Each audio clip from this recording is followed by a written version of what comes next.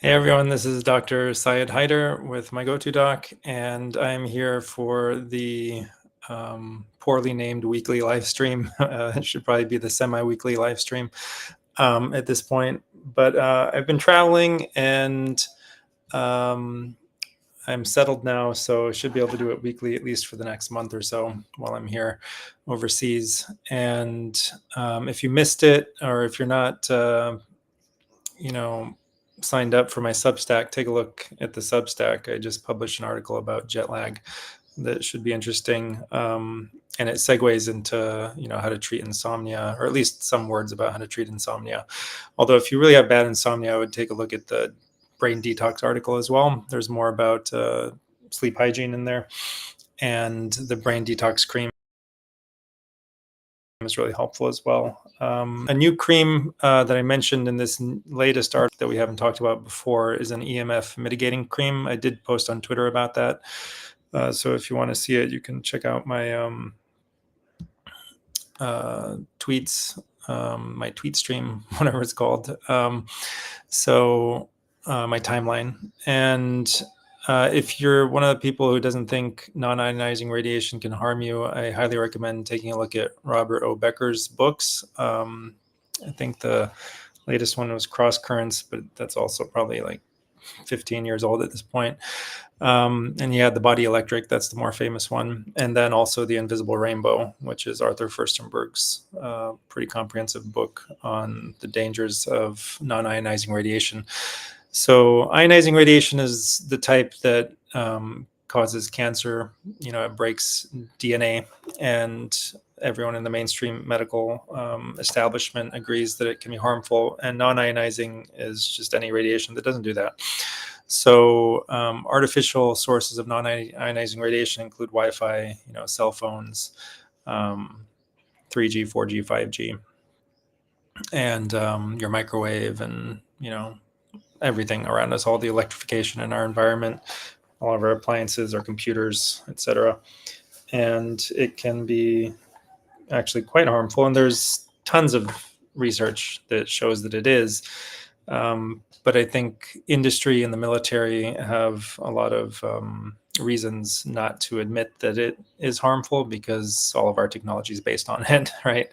But if we did admit it was harmful, at least we could mitigate the harm. We could design it in such a way that it was less harmful or not harmful at all. So,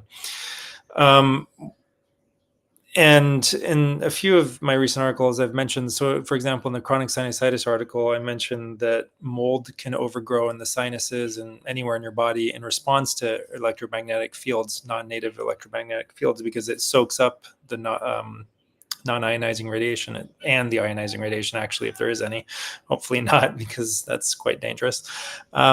But regardless, mold soaks up radiation in the environment, whether it's in a forest or the earth or in your own body. It will grow more when it's exposed to ionizing radiation, and it in part seems to protect us and other things that it's growing on, like if it's growing in a tree or whatever, from the ionizing radiation. So that was studied on the space station, where they shielded astronauts from cosmic radiation using mold. And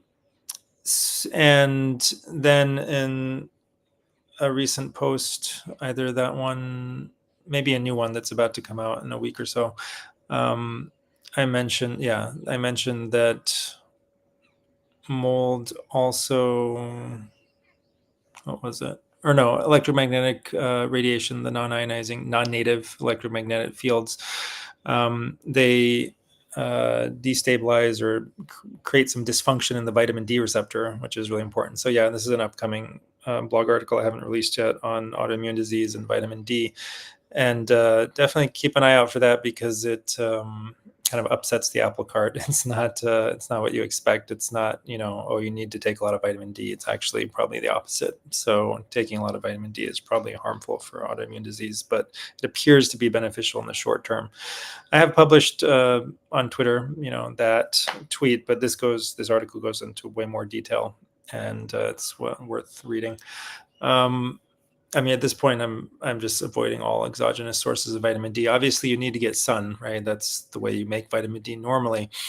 But the main gist of that is that the article is going to be that um, when autoimmune disease is essentially due to overgrowth of many dysbiotic bacterial species and possibly other microbes, and your body, your immune system is trying to kill them off. It's trying to get rid of them. It's trying to root them out. Sometimes they even, go intracellular. They become intracellular pathogens. They enter your immune cells, for example, and take up residence there. And so your body's trying to get rid of them. It's trying to kill the cells that are harboring them, and that creates inflammation. It creates symptoms of autoimmune disease. And our approach in the mainstream is to give steroids, and in the alternative paradigm is to give vitamin D. And the research shows that actually vitamin D acts similarly to a steroid. It actually has immunosuppressive effects, especially for what the immune system is doing against bacteria, right? So it has a lot of different effects, but specifically the supplemental vitamin D will raise 25D levels, but it won't raise 125D levels. And these are two versions of vitamin D. So the mainstream paradigm that everyone believes is that 125D is the only hormonally active form of D, and that's not actually the case. So there's research over the last 15 years showing that both 25D and 125D interact with the vitamin D receptor to opposite effects. So the 125 will activate the vitamin D receptor, lead to the body fighting off bacterial infections and overgrowth, whereas the 25D will deactivate it. And the 25D also has other effects. It acts on the toll-like receptors, and it has some other things that it does in the body. So it is actually hormonally active, but it opposes the effects of 125. So in an autoimmune situation, you have a lot of bacterial overgrowth. Your body, your immune system is trying to kill them off. So maybe it leads to very high 125D levels, but there's a feedback suppressive effect on 25D. Okay, so because 25D, first of all, is going to be opposing the effect of 125. And so the body keeps the 25 low. And the problem arises that when your doctors check, they usually just check the 25D level. They don't usually check the 125, which is more expensive to check, much more expensive. It's not done as often. And even in the research, it's like never done. So all the research is completely skewed and off because they're assuming that if the 25D level is low, then the 125 must also be low. And so you have a deficiency, right? They say, okay, this must be a deficiency disease. The deficiency must be contributing to inflammation and heart disease and, longevity and all this stuff, right?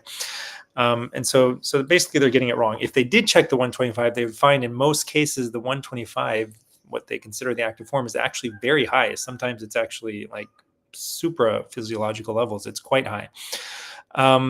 And then the situation gets even more complicated because the vitamin D receptor, like I said before, because of EMFs and also due to effects of bacterial, species in your own body, can become dysfunctional. So even if it is activated by 125, it might not actually have the activated effect on your genome. So there can be blocking of the actual effect of the vitamin D receptor being activated by 125. So it can be kind of a mess, right? So the solution is not to take another medication to again activate the vitamin D receptor and then take antibiotics to kill out the bacteria. The solution is to figure out what is creating the dysfunction in the first place and remove those signals, right? So if there is too much EMF, either mitigate it in some way with this EMF blocking cream. And it sounds crazy to say that a cream can block EMF, but there's actually research on two of the components of this cream, the rosemary and the bee propolis. It sounds wacky even to me to just say it, but research has shown that these two ingredients can help protect against the effects of electromagnetic radiation. Then there's some other components of it. So it's mostly castor oil, 10 parts castor oil, 6 parts hemp seed oil, 1 part bee propolis, 1 part neem oil, 1 part rosemary extract, 1 part coriander extract. And basically it's you just apply it everywhere, your entire body, and just leave it on as often as much as you can, especially if you're exposed to a lot of EMF in your local environment. And it's especially important for children. So we have found So my partner Hakeem Shabazz actually created this cream to begin with. He did the research and he put it together and tweaked it until he found that it was working for patients who were sensitive to EMFs. And so some people will tell you that they're sensitive to electromagnetic frequencies.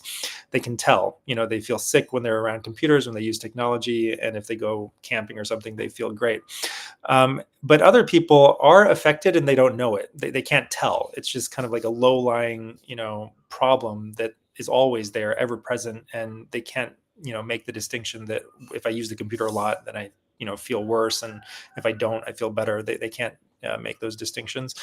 But when you use the cream on them, they do get better. So especially autistic children, and that brings up another point, that EMF radiation is particularly harmful to children and even young adults. So the reason is that the myelin sheaths around the axons of your nerves are not fully formed, until you're mid 20s to even 30 in some people. So until they're formed, until they're fully, encased with myelin, um, your nerve cells, the axons at least, are more prone to damage from electromagnetic radiation. And so this is probably one of the reasons why children are getting sicker and sicker, just because EMF radiation gets worse and worse every passing year. We get more and more of it.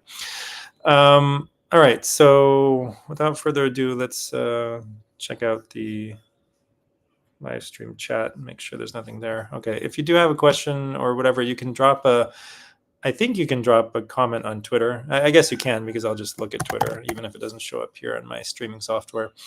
Drop a comment on the tweet and let me know if you have any questions or comments, and I'll keep an eye on it. And we do have some questions that we've collected, quite a few of them.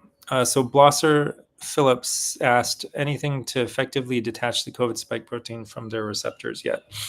So I think there's a lot of things actually that do it. I mean, your own body can do it, but EGCG can help. Ivermectin may help. And then once it's detached, you can use things like nattokinase or peptase to break it up.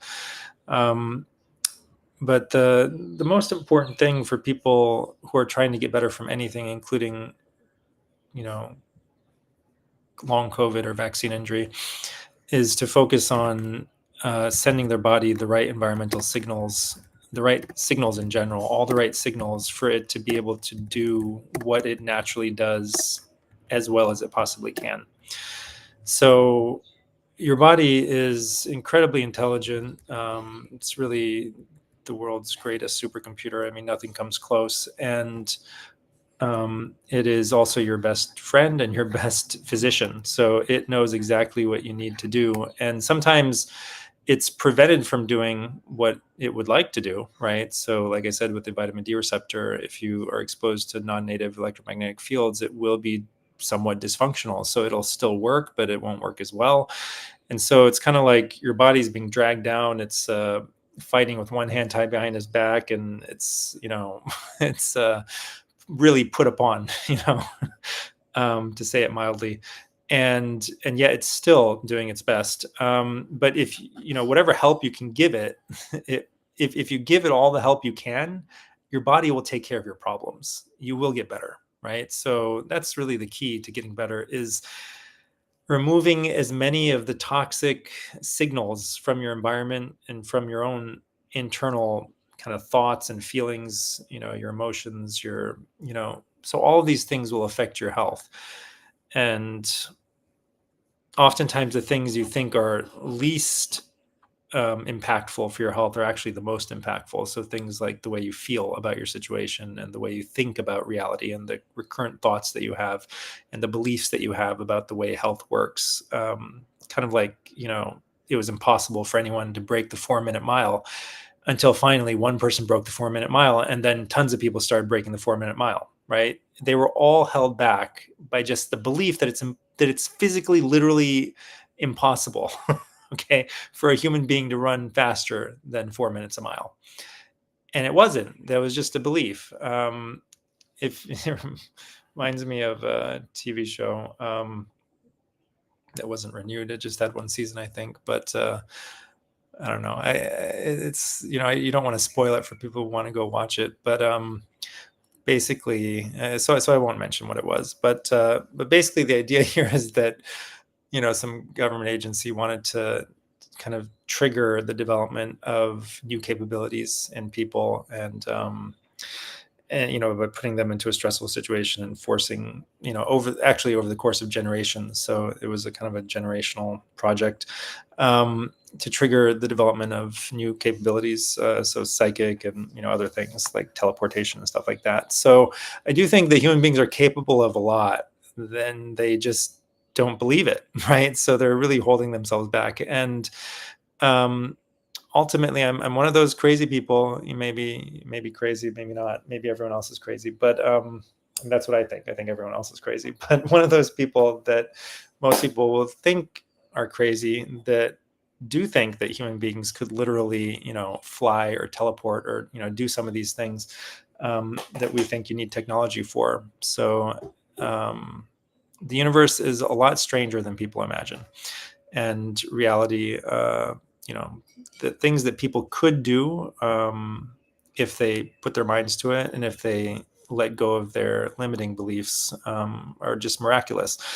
And you'll see stuff like this happen, in terms of healing, oftentimes, right? So there are stories of people, I've talked to them myself, who had recover injuries that you cannot recover from, supposedly, right? This one guy who was a Russian gymnast, like, broke his back and he was able to heal it, right? He was able to, something that people think is just completely impossible, right? Having a severed spinal cord and being paralyzed. Another person had a paralyzed hand and just regrew the nerves. I mean, it took like 6 to 12 months to do. I mean, it doesn't happen fast. Nerves are the slowest growing tissues in the body. But if you imagine it, and you imagine it in great detail, and you keep imagining it, you actually will be drawn towards that, future that you're imagining. So you can actually bring things into existence if you think about them in the right way and believe that they can happen, and visualize them properly. So I think really people are only limited by themselves. Tracy Daniel says, for those of us that had no known health issues and then reacted to the booster with mast cell activation syndrome, can we expect a complete recovery and discontinue the medications that worked for us individually? Should we test for any long-term health issues as a result of this experience? Yes, you can definitely fully recover. Everyone can really fully recover. So, as long as, even, it's just how difficult it'll be, right? So, human beings, at least up until the age of 5 or 6, can, generally speaking, regrow the tip of their finger if they chop it off. Okay, this is real science. This is like, yeah, everyone knows this. Well, everyone doesn't know this, but everyone will agree with it if they look it up. So if you chop off the tip of your finger, and you're like a 3-year-old, it will literally regenerate. You'll regrow like a salamander. You'll regrow the tip of your finger, including the nail. Okay, like a perfect new finger tip. But we lose that when we get older. So I do think that people can actually regain that. They just believe that they can, and it's harder to do. Obviously, as a child, it'll just happen automatically. But there are stories of people. I had a qigong teacher who mentioned somebody. I think that they had lost a bone in their ear or something, and he was like, "Yeah, that can be regrown." And other people have had experiences with qigong masters, who help them recover from things that, where there was something actually like missing from their body, and they had to kind of like regrow that missing piece. So it is possible to do this, and it's related to, charge fields, electromagnetic fields, as Robert Becker discovered in the salamanders.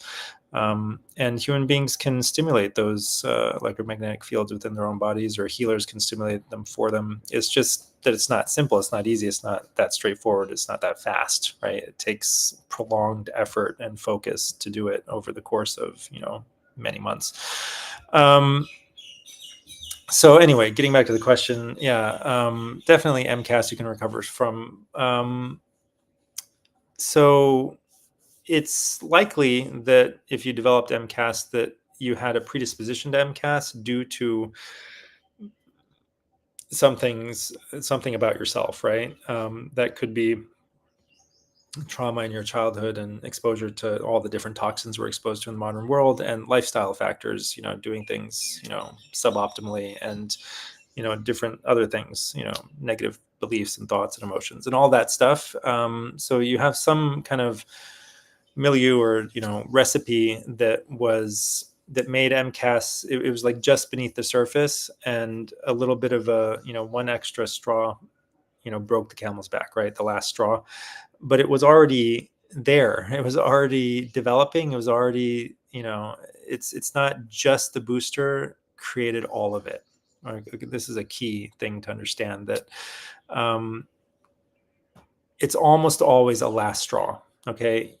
And it's not the full cause on its own, which is why a lot of people, if they just focus on healing spike or detaching spike and doing that spike related stuff, they don't always get 100% better. So a lot of people do, but some people don't. So you do need to focus on other things. There will be, like I've said before, 8 out of 10, maybe 9 out of 10 people who can simple ivermectin, low dose naltrexone for a few months, and still prone to getting long COVID again, and to the things they haven't addressed, right? So they've just taken an easy way out that didn't actually fix the underlying problem. So yeah, you can definitely get off of the medications. Should you test for any long-term health issues? You need to consult with a physician. It's hard to say, like, what a what everyone with MCAS should do. Again, everyone is going to be different. Everyone's going to be very different, and testing isn't always isn't even usually required or indicated if you're talking to somebody who knows what they're doing, and they can usually talk to you and um, get a very good idea of what's wrong based on your symptoms. And it would be highly unlikely that you had zero symptoms before you got the MCAS. Almost everyone in the modern world has some symptoms of suboptimal health, and they just kind of brush them off and they don't pay attention to them. You can get a long way towards addressing and alleviating a lot of your problems by just making sure to incorporate stress management into your daily life if you're living in a modern industrialized society, because you are exposed to chronic stressors that no people before were ever exposed to. Okay. Light can be a stressor. So if you have any lights on after sunset, you are exposed to chronic stress. If you sit indoors or work indoors a lot and you can't open the windows, like right now I have the window open, it's daytime here, and so sunlight is coming in, not going through window glass. When sunlight passes through window glass, it blocks the UV and it blocks the infrared, the near infrared. Everyone agrees infrared, near infrared are photobiomodulating beneficial wavelengths of light that have anti-inflammatory healing effects, right? Those are blocked. And then not everyone believes this, but it's true. The UVA also has beneficial effects, anti-inflammatory healing effects. And UVB is also a necessary nutrient, right? People think that it's harmful and they'll do things like, try to block it, and even put, layers on their glass that will specifically block out even more UV. But just plain window glass itself will block out some of the balancing wavelengths in sunlight that help to counteract the somewhat stressful effects of the blue light. So it's not that blue light's bad. Blue light is just like every wavelength in natural sunlight. It's extremely important for our health, and especially in the morning and midday, you want to get the blue light from the sun with the other balancing wavelengths so that it doesn't have a negative effect on you, but it gives you its positive effect while no negative effect. So blue light can kill cells in the retina, but not when you have the other wavelengths of sunlight. So anyway, my point here is that we're exposed to a lot of stress. And then there's Wi-Fi, and there's, technology that we're using, and there's cell phone networks and all this stuff, right? 5G and 4G as well. And then there's the stuff in our air and our water and our food. And so there's a lot of stressors. One solution is to get rid of those stressors, right? You can't always get rid of all of them. And so you have to do something extra in order to counterbalance them. Okay. So when you cannot escape the harm, then you have to do something to counterbalance it. The best thing you can do is to remove the harm. Okay. That's absolutely the best thing you can always do from a standpoint of health and from any standpoint. So the most important thing is, if possible, remove the harm. And then if you can't remove the harm, then you try to do something that is natural, that makes sense to your body to counteract the harm. So breath work is what I'm trying to get at here, or qigong or tai chi or stretching even, or just walking or spending time with people, hugging people, sleeping with somebody. So human touch, massages, very, very beneficial, all of this stuff. But you have to structure it. You have to make a place for it in your day and do it every single day. So breath work is easy. I like alternate nostril breathing. And there's a buzzing bee breath also that works really well. But you have to kind of work up to it. You don't want to do too much too fast. But alternate nostril breathing is really easy. And there's research showing it balances brain waves in both hemispheres of the brain. If one side is clogged up, get something to kind of like push the nasal septum over so that you can try to unblock that side so that you can breathe in. So you could get like a copper wand, nasal copper wand from, I think it's called American Ayurveda. They have a website and they're also on Amazon. The copper wands can also be used for killing bacteria, microbes in your nose and mouth. So you can sweep it through your mouth, wash it, sweep it through each nostril, wash it, and it can be used, reused indefinitely. The copper just kills things on contact. So if you're I wouldn't do this all the time, but you can do it, especially if you're coming down with something. You can also get copper tongue scrapers. So it might, in some cases, for some people, be useful to kind of cull the herd, right? So you've got this microbiome that's very beneficial for you, but sometimes you need to kind of like beat them back a little bit. They're a little bit, overgrown. But especially if you feel like you're coming down with something, or if you're in an environment where you might be exposed to something that could make you sick, then you can do these sweeps with the copper wand. But anyway, you can also use it for this purpose of, if you've got like a deviated septum, or you have one side that's all clogged all the time. In that situation, only one hemisphere of your brain is being stimulated, basically, by the breathing that you're doing. And so you're not going to be balanced, neurologically speaking. And so your experience of reality could get a lot better if you do this. And it only takes like 4 to 5, maybe max 10 minutes, but like 5 minutes before your brain waves start to balance in both hemispheres. So your right and left hemisphere, right? So definitely give this a try. And again, do whatever it takes to unclog the nose if you need to. So you keep your mouth closed and you you start off at the right nostril. First, you breathe out all the way, and then you breathe in, and just kind of count. Breathe in comfortably, fully. Maybe it takes 4 or 5 seconds to do it, and then you plug both nostrils. Hold your breath for as long as it took you to breathe in. So count up to the same number: 4, 1,000, 5, 1,000, whatever. And then you plug the right side, and then you breathe out through the left nostril for double the amount of time you took to breathe in. And then once you're done, you breathe in again through the left nostril right away. And then you hold both nostrils and hold your breath for the same amount of time you breathed in through the left nostril. And then you breathe out through the right nostril twice as long as it took you to breathe in. And that's one round. So you start at the right, go to the left, go back to the right, and that's one round. So you should always finish one round. And people do this for like 10, 20, 30 minutes a day, focusing on their breathing. It's meditative experience. It does come from Ayurveda, but it's not a religious thing. So anyone can use it. And in general, the things from Ayurveda and yoga and other things like that, Qigong, these aren't religious things. So it doesn't matter if you're Christian, atheist, whatever, you can use these things. So that's a simple thing people can do. There's a lot of other, breathwork exercises. So find one that works for you, but you got to spend a significant amount of time. And what you'll find is even people who don't think that they're stressed out, if they do this for like 10 minutes a day, maybe twice a day, after a few weeks, they'll realize that they feel a lot better than they used to feel, and that they were actually stressed out. They didn't realize it.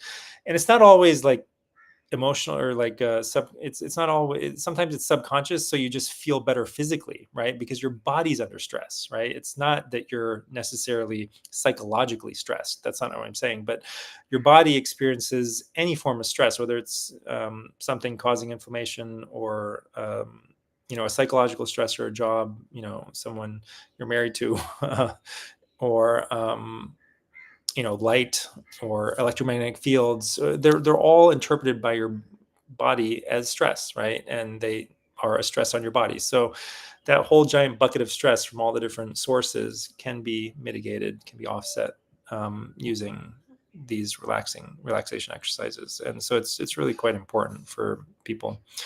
All right. So Don Hagen says, how long can I take 24 milligrams ivermectin and 10 milligram prednisone for post-vaccine and long COVID joint and muscle pain without serious side effects? I don't know. I wouldn't take prednisone really at all. I know that it's in my kind of generic protocol.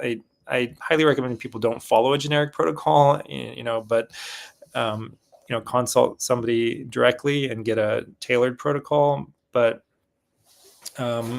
steroids are basically like, what do steroids do? Steroids block the effect of your immune system, and they will make you feel better. They will take away your symptoms, and you'll think that your disease is solved, right? Great, I'm better. But they don't actually solve the disease. All they do is prevent your immune system from solving the disease. So I think I'm actually going to remove, and thanks for reminding me, prednisone from my protocol. And even ivermectin. So ivermectin also has immune blocking effects, right? So if certain interleukins like interleukin 10 are elevated, ivermectin can lower them. Or at least it seems to have that effect in people, right? And that's one of the mechanisms of action that we suspect. On the other hand, ivermectin may also address the underlying root cause by helping you deal with the spike protein toxicity directly by actually getting rid of the spike protein, helping your body get rid of it. So ivermectin is definitely more benign than prednisone, and even possibly vitamin D. So like I was saying before, vitamin 25, supplemental vitamin D in people whose immune system, or in people whose bodies have purposely lowered 25D levels, can have an anti-inflammatory effect and cause it's basically taking your immune system and putting it in jail. And it's like if you had a country that was invaded and you put all your military and paramilitary and police forces in jail and said, sorry, you can't go and root out the enemy that's invaded us. That's basically what you're doing when you take something that is an immunosuppressive medication. And so in the beginning, it's just maybe some spies have entered your country, right? But then over time, they start to multiply. They start to gain more strength and take over more things, and you start to see a problem. So in the beginning, you may not really see a problem, and you might actually see more of a problem if you try to root them out than you would if you just left them alone. And yet you don't want to leave them alone, right? Like you need to get rid of them. You need to kill them. You need to, or jail them or whatever, kick them out of your country. You need to go and solve the problem, right? So if you don't, the problem will get worse and worse and worse until eventually your country will be overthrown, right? Which in this metaphor might mean you're dead, right? Or you're just really, really sick because you've been completely overwhelmed by, infectious forces, or, spike protein or COVID-19 or whatever it is. So a lot of people will take the prednisone for a while, for a month or two, and then taper off of it. They'll go down to 5 and then 0, and then they'll be like, "Oh, I'm fine." But then, and so all the people who have experience with it will be like, "Oh yeah, I cured long COVID." The doctors will say this and the patients, and then they don't follow up, the next 3 months, 6 months, a year when the person gets worse again. So we've seen it in everyone who has. In not everyone, but most people with autoimmune diseases, when you give them a steroid, and we know that autoimmune disease, autoimmunity is one of the things that's happening with long COVID, or at least the appearance. So in this blog post, right? So in this blog post, perhaps a better way of looking at it is that the autoantibodies, or what we think are autoantibodies, are actually antibodies against, some sort of bacterial species that's infected you, and not actually antibodies against your own tissues. Although they do look similar, right? Because there's homology there, there's at least similarity between bacteria, plants, animals. Like, we're all made out of the same stuff, so it's not surprising that there would be a lot of similarity between the antibodies that are created against invasive pathogens and our own tissues. So anyway, no one really knows how long it's safe. I mean, we've had people take ivermectin at even higher doses for like a year, and even more, even 2 years. But I would try to taper off as soon as possible, so within 3 to 6 months. And I wouldn't really stay on prednisone. And again, you have to understand that maybe you're not actually helping yourself get rid of your underlying problem, because the symptoms are just a sign that your immune system is activated and destroying things, right? It's rooting out the problem. It's getting rid of spike protein from your cells, and even the monocytes carrying around the little piece of spike protein, it's like they're carrying around a reminder of what the problem is, right? So they can go find it, perhaps, right? Or they've been invaded with the virus and we just haven't discovered it yet, and the virus is creating spike protein inside of them. In which case, they need to be helped, right? You need to help your body root out the invaders, get rid of the invaders from within your immune cells. And you don't need to hold your immune system back. You actually need to support your immune system to do its job. So prednisone is certainly not supporting your immune system to do its job. And I know I used to say this, right, back in the day, that like maybe your immune system's out of control. Maybe it's, it needs to be held back. Maybe that's, but I think my thinking has really evolved on this, that we can't assume that your body's doing the wrong thing. We have to assume that your body's knows what it's doing and it's trying to help you. And what we need to do is we need to try to help you by helping to remove the problem that it's fighting against, right? Instead of preventing it from fighting the problem that it's fighting against. So I think that is the right approach. All right, so we do have some questions that are coming in now from the live stream viewers. Tulsi Priva says, will this video be saved? Yeah, it should be saved on anywhere that it's streaming, YouTube and Twitter, and I hate calling it X, but okay, Twitter and Rumble and wherever else you're watching it. Yes. But yeah, even on Twitter, you can save the tweet and watch the video again. I got a prescription from you early in the pandemic and got a supply of ivermectin. I never needed to use it, and it's probably long expired by now. Can I keep and use it in case I get sick? What's the shelf life? Yeah, so shelf life should really be indefinite for powdered and solid medications. And this is based on U.S. government research, military research, because they got sick and tired of, rebuying their entire stockpile of medications every 2 years. And they did a 20 plus year study showing that there's hardly any loss of efficacy over, very long periods of time. So I think over 20 years, some of their antibiotics lost like 10% of their efficacy, which wouldn't even change the dose I would recommend. So, yeah, I would assume that they're fine as long as they're not exposed to light or something. So if they're kept dry, and if you want to even extend their shelf life even more, then you can put them in an airtight container so that moisture doesn't become a problem, and then in the fridge or the freezer. But otherwise, just keep them in a dark cabinet, and they should be fine almost indefinitely. At least that's what I believe. And the reason that things have expiration dates is because they have to be tested to maintain their efficacy over that period of time that is their expiration date. So you have to know, you have to be certain before you can. And then, so basically, if a manufacturer manufactures something and then they test it again 2 years later and it has the same efficacy, or within margins of error, then they can say the expiration date is 2 years, or whatever it is, whatever that period of time is. If they don't check it for 3 years, they can't say, and they have to put the expiration date on the date, or on the period of time that they actually tested for. At least that's my understanding of it. I'm not a manufacturer. So anyway, the expiration dates they don't mean that it will expire on that date. They just mean that, as far as we know, it maintains its efficacy that long. So expiration dates should really be called something else, right? So,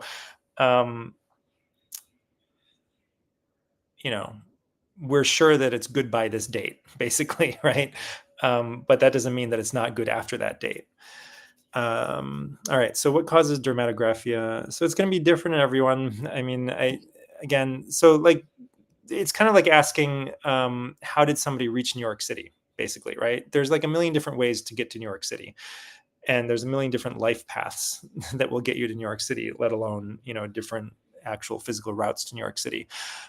It's not the perfect metaphor. I mean, there's a lot of overlap as well, but still, they're, probably, what some people would call autoimmunity. But I think a lot of it is probably related to light. So our light environment is way more important than people think. So if you have a skin disorder, I think your first thought should be light environment. Okay. um, your skin senses light. It has non-visual photoreceptors in it. Okay. I mean, everyone knows that it has photoreceptors for UVB, but it's actually sensing all forms of light. And so you can look at Jack Cruz's work if you can understand anything he's saying. But it's super important for any kind of skin disorder to get in the natural sun and get out of unnatural light. And the most important things for light are that you get it throughout the day, and it's more important to get it in the early morning. So that will help to synchronize your circadian rhythms, which will synchronize all of your hormones. So just something that I wanted to talk about, and just as an illustration of how something seemingly simple that we've been doing for over 100 years, which is staying up after sunset with the lights on, much later than we would have been able to if we didn't have any artificial lighting, how that could affect somebody's health. And it's from my latest blog post on the Sherpas and the billionaires not getting jet lag. So basically the setup is, I mean, I'm just trying to find where I wrote it, but the basic setup is that in the daytime, when you go out and you see the sun and you're exposed to the blue light and all the different wavelengths, it stimulates dopamine, serotonin. It stimulates the production of all these hormones that are daytime hormones that are supposed to be high in the morning, and including cortisol, right? So all these things are supposed to be high in the morning and then low at night. And then there's other things that are supposed to be high at night and low during the day. But all your hormones, all of them follow these diurnal rhythms. And if your circadian rhythms are not solid, then none of your hormones will be solid, and there will be knock-on effects, right? Like of each one causing other problems with other ones, causing other problems with like 100 other ones. And it's like a ripple effect. It just ripples out, like a butterfly effect, you could call it.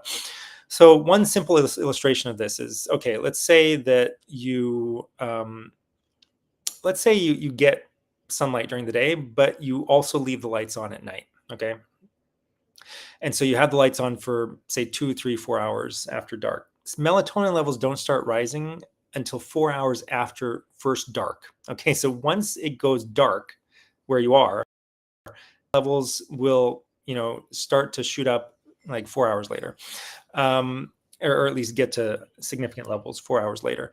So a lot of people are just never achieving the levels of melatonin their body expects during the night. Okay, so maybe you have half as much melatonin produced in a night as you should. Now, the key here is that melatonin is made from serotonin, right? So I said serotonin is made during the day, and then melatonin is made from the serotonin at night. So now you have this chunk of serotonin during the day that was made, right? Because you're exposed to blue light, whether you go in the sun or not, you're making some serotonin, because there's blue light inside as well. And then you're not using up all the serotonin to make melatonin. So now you have extra serotonin, right? So it's almost like being on an SSRI. It's like, blue light at night is like a selective serotonin reuptake inhibitor. It's like you're chronically taking an SSRI. Everyone in, all of, all of the Western world has been taking the equivalent of an SSRI for the last 100 years since we've had electrical lighting and people have been just addicted to it.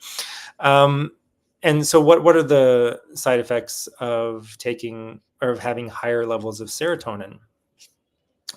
So basically, you would have acute symptoms could be some restlessness, agitation, confusion, hallucinations, tachycardia, arrhythmias, high blood pressure, tremors, nausea, vomiting, diarrhea. So you're not usually going to get the acute symptoms, but you could have toned down versions of some of these, right?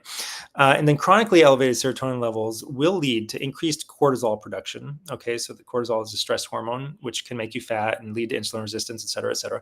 Prolactin excess, altered levels of thyroid hormone, growth hormone, sex hormones, oxytocin, which is kind of like, you can think of it as a hormone that makes people feel close to each other, love hormone maybe, and insulin levels, right? And then, so all of those things are themselves going to affect like 10 other things, right? And each of those 10 things is going to affect 10 other things, right? So you can see this ripple effect. So let's just trace out the first thing, right? I said chronically elevated serotonin leads to chronically elevated cortisol. So what does that cause? Chronically elevated cortisol causes, like I said, weight gain, insulin resistance, possibly diabetes and leptin resistance later, hypertension, heart disease, low immune function, muscle weakness, osteoporosis, mood disorders, cognitive impairment, reproductive hormone imbalances, skin and hair problems, and digestive upset. And does that itself by affecting levels of insulin, thyroid, sex hormones, growth hormone, prolactin, adrenaline, leptin, and ghrelin. So there's a lot of overlap between these, right? So serotonin affected things that, and then so it affected cortisol in like 5 other things, and then the cortisol also affected some of the things the serotonin affected and made them even worse. So you can see very quickly how a lot of the diseases of the modern world could be linked to simply leaving the lights on after dark, okay, and having too much serotonin that leads to all these knock-on effects, right? These domino effects on all the other hormones. And that's just like the tip of the iceberg, okay? That's just like one little thread that I followed for you. Really, the way we should think about it is you're consuming too much light. You're consuming more light than you're designed to consume. And you are, so say you live up north in New York and the summers are naturally very long days. There's a lot of light, and the winters are very naturally very short days. The summers in that situation are meant to prepare a mammal, like a human being, for the winter when there's not usually in the natural environment, not going to be a lot of food available. And there's going to be long nights and they're just going to sleep a lot, right? And they're not going to do much during the day because there's not going to be a lot of, you're going to sow, during the summer, and you're going to reap in the fall. And then you're just going to go through the winter with what you did in the summer. So your body during the summer, during the long days, it actually stimulates cortisol and insulin and all these other things because you're getting more blue light during the day, during these longer days, and you pack on a couple of pounds, and then you can make it through the winter easier. You kind of hibernate through the winter. Basically, you would naturally, if you were getting all the natural signals in the environment and no unnatural signals, you would sleep longer in the winter naturally. You would just sleep all night. And then in the summer, the nights would be shorter and you would feel refreshed sleeping less in the summertime, and you would be awake and alert all during the day. But in the modern context, winter never comes. Okay, it's an endless summer because our nights are also half day because the lights are on. And so this is like, it's the same thing as overeating refined carbohydrates. You're overeating sunlight. You're over consuming light, right? And what is that doing? So if you overeat, let's just say you overeat carbs, right? The kind of like the mainstream paradigm is you overeat too many carbs, but it's definitely more complicated than this. But let's just simplify it, right? You overeat sugar. You're just eating sugar all the time. You burn out your pancreas, and you develop diabetes, right? I think that's way oversimplified. I think there's a lot of other stuff involved too, like light and seed oils and stuff. But let's just keep it simple, right? You could say the same thing about like over exercising and you just like, exhaust yourself. You're basically exhausting all the hormonal systems and the organs that raise those hormones, the daytime hormones, by getting too much day for your whole life. Okay. It's extremely stressful. Your thyroid is stressed. Your adrenals are stressed. Everything is stressed because they're being asked to make too much and never have a break. The winter never comes for them, right? The night never comes for them, let alone the winter. Every day, they're expecting nighttime to come and give them a break where they can shut off. And so the cortisol is raised longer than it's supposed to be raised because you leave the lights on after sunset. Your thyroid is high for longer than it's supposed to be. And so it's getting less of a break, right? So just like it should make sense, right? It's if you like ran a marathon every day, eventually you would just collapse and die, right? Like supposedly the first person who ran a marathon did. So no wonder you're developing, hypothyroidism or adrenal fatigue, or whatever you want to call it. And all kinds of other problems. Anyway, hopefully that makes sense. Let's see, getting back to the live stream questions. I know I get off on these tangents, I take too long. Are there any benefits of taking B pearls for vaccine injury? So we do offer B pearls at my go-to stack, and but still, what I would do is I would recommend people talk to somebody directly about their protocol instead of just taking kind of a generic protocol. B pearls wouldn't be on the top of my list of things to take. Basically, it's like a superfood, right? So it's one of those things that you might take if you were looking for a quote unquote like whole food nutrition supplement, which I think are the best kinds of nutritional supplements. So probably the ones that pack the most punch are going to be raw liver. So a small amount of raw liver, like 50 grams every day. And the way we do this is we freeze it in ice cube trays, and then we take it out and kind of like mince it and then just swallow it without really tasting it. So raw liver and a raw egg every day. So a small amount of raw liver and one raw egg, just drink it down. Those are like super, super duper vitamins. K2, you might, and then getting grass-fed butter or something like an emu oil, really rich in K2. That's another, functional food. And B pearls falls into this category of functional foods. Has, amino acids. It has proteins.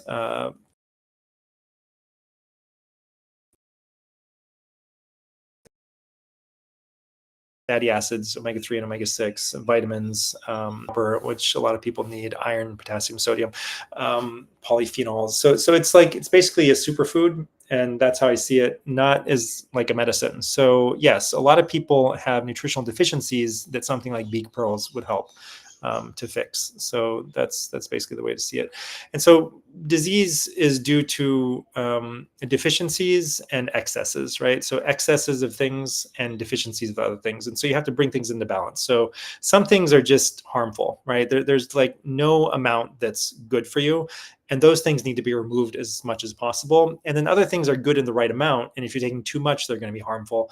And other things, again, the things that are good in the right amount, if you're taking too little, that will also be harmful. So you can't take too much, you can't take too little.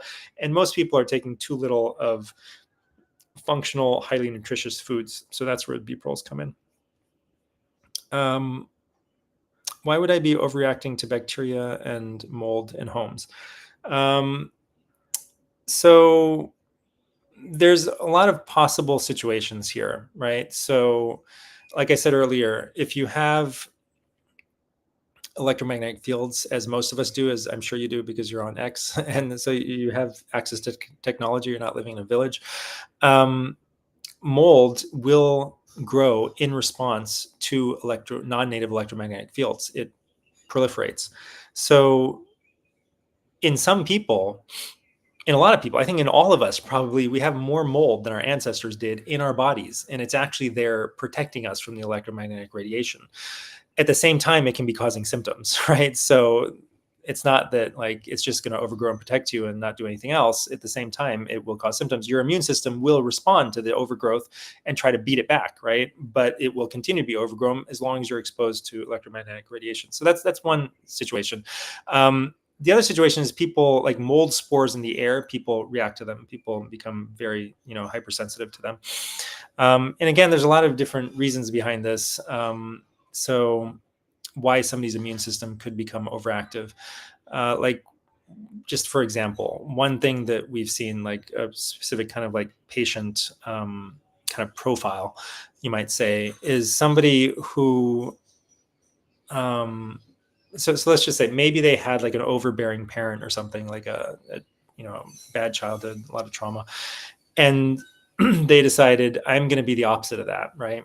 And it's like a deeply ingrained kind of like personality trait at that point, right? Once they're 30, 40, 50, 60.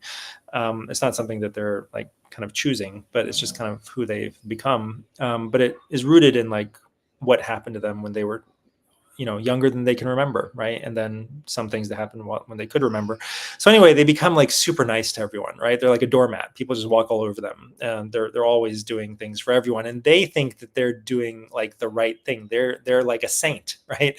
But really, it's like an imbalance in their character, I would say, and their, I mean, I don't want to make it sound like bad, but at the end of the day, you have to tell people the truth that like you're on this earth to perfect yourself, right? You're not here to just like be a jellyfish and just like float around and just eat and drink and sleep and and then die.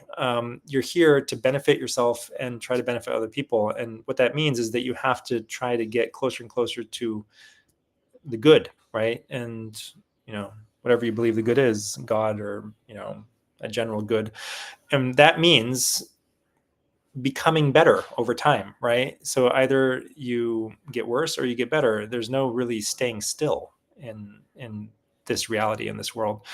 So anyway, my point here is that they become doormat, but they still their whole being has to find some balance. So there is a part of them, say their immune system, that becomes super badass. Okay, and it's kind of beating up itself, unfortunately. But it's happening as a reaction to this kind of like outward, um, this outward behavior of letting yourself be, you know, overrun by other people's needs and not paying attention to your own. So the kind of like the balancing that happens internally is that some other part of them becomes overactive and really angry and worked up. And so that may sound ridiculous to people, but this is what we actually see literally. So anyway, that's just one example of something that could happen. Like, why might you be reacting to things? There's a lot of other examples. It can also be just like come down to trauma where you need to resolve some trauma.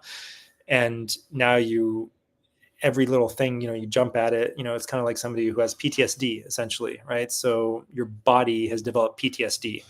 So maybe you had some, infection or something and it nearly killed you or whatever. And now your body is traumatized by it and you need to let it go. Right. So unfortunately, mind body medicine, a lot of people think it's just woo woo, stupid junk. But again, there's a lot of data that shows that it's real. You cannot, um, treat people without taking into account their thoughts, beliefs, and emotions. So that's something important to look at.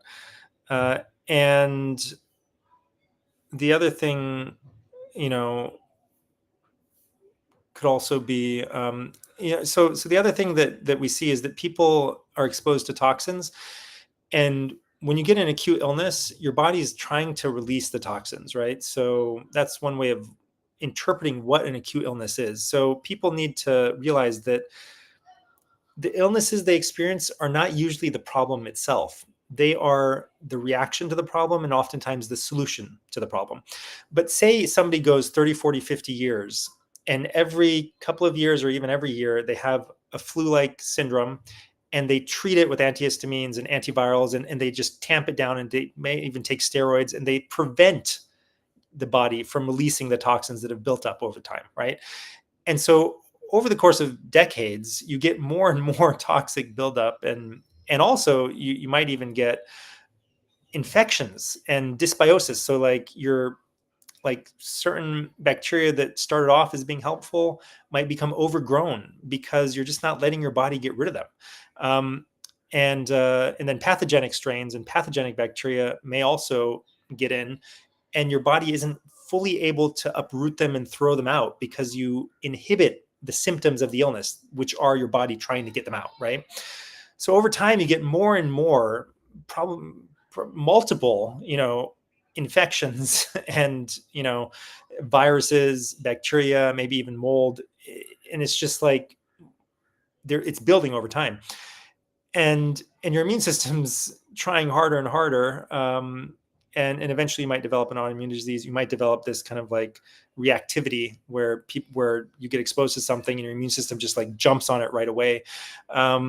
So trying to like unwind this can be very difficult. And usually it involves some discomfort.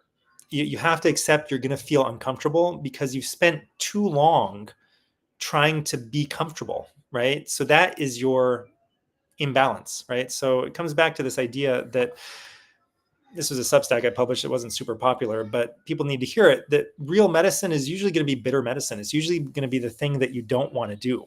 because the things you've been doing and that you love to do are what have gotten you into the problem that you're in. So taking painkillers for the last 30 years is going to create a problem. And now you're going to have to swear off of painkillers, and you're going to have to be in pain for a little while. Unfortunately, I'm not saying pain is actually, I am saying pain is good. Okay. So pain is telling you to stop doing something, right? It's telling you there's a problem. And if you keep doing it, if you keep going closer to it, you're going to die. So stop, right? And yeah, it's complicated and you can't figure out what it is, but it's still trying to save your life, right? So um, I feel for people, right? Like pain is difficult. It's hard to watch somebody be in a lot of pain. And unfortunately, after decades of suppressing the pain and all the other discomfort, uncomfortable signals, there might be a lot of discomfort in store in order to get it all out of you so that you can actually be healthy.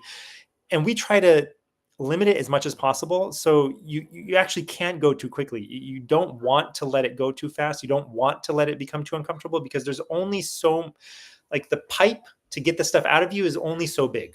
Okay. Only so much can go through it at one time in one day. Right. So detox is something that you're going to have to spend a few months on, especially if you've been spending years avoiding it. 3 to 6 months, maybe, right? It's not even that long, considering somebody might have been doing the wrong things for 30 to 60 years. But you can get a lot out of just a few months. But you have to tell people that there will be these periods of discomfort. And this is really probably one of the most important reasons you have to be with somebody who's following you closely, is because 99.999% of people will get into the hot water, and then they'll just jump right back out and they'll run away. And they were headed in the right direction. If they had kept going, they would have been fine. And they just got scared off by the detox reactions and by the symptoms of the treatment itself. So I didn't make the rules. Okay. So I'm not like happy that this is the way it is. It's just the way it is. This is reality. Okay. We have to accept reality that we live in. Right. And if you want to get better, not everyone does. Okay. I'm not going to guilt trip you if you don't want to get better.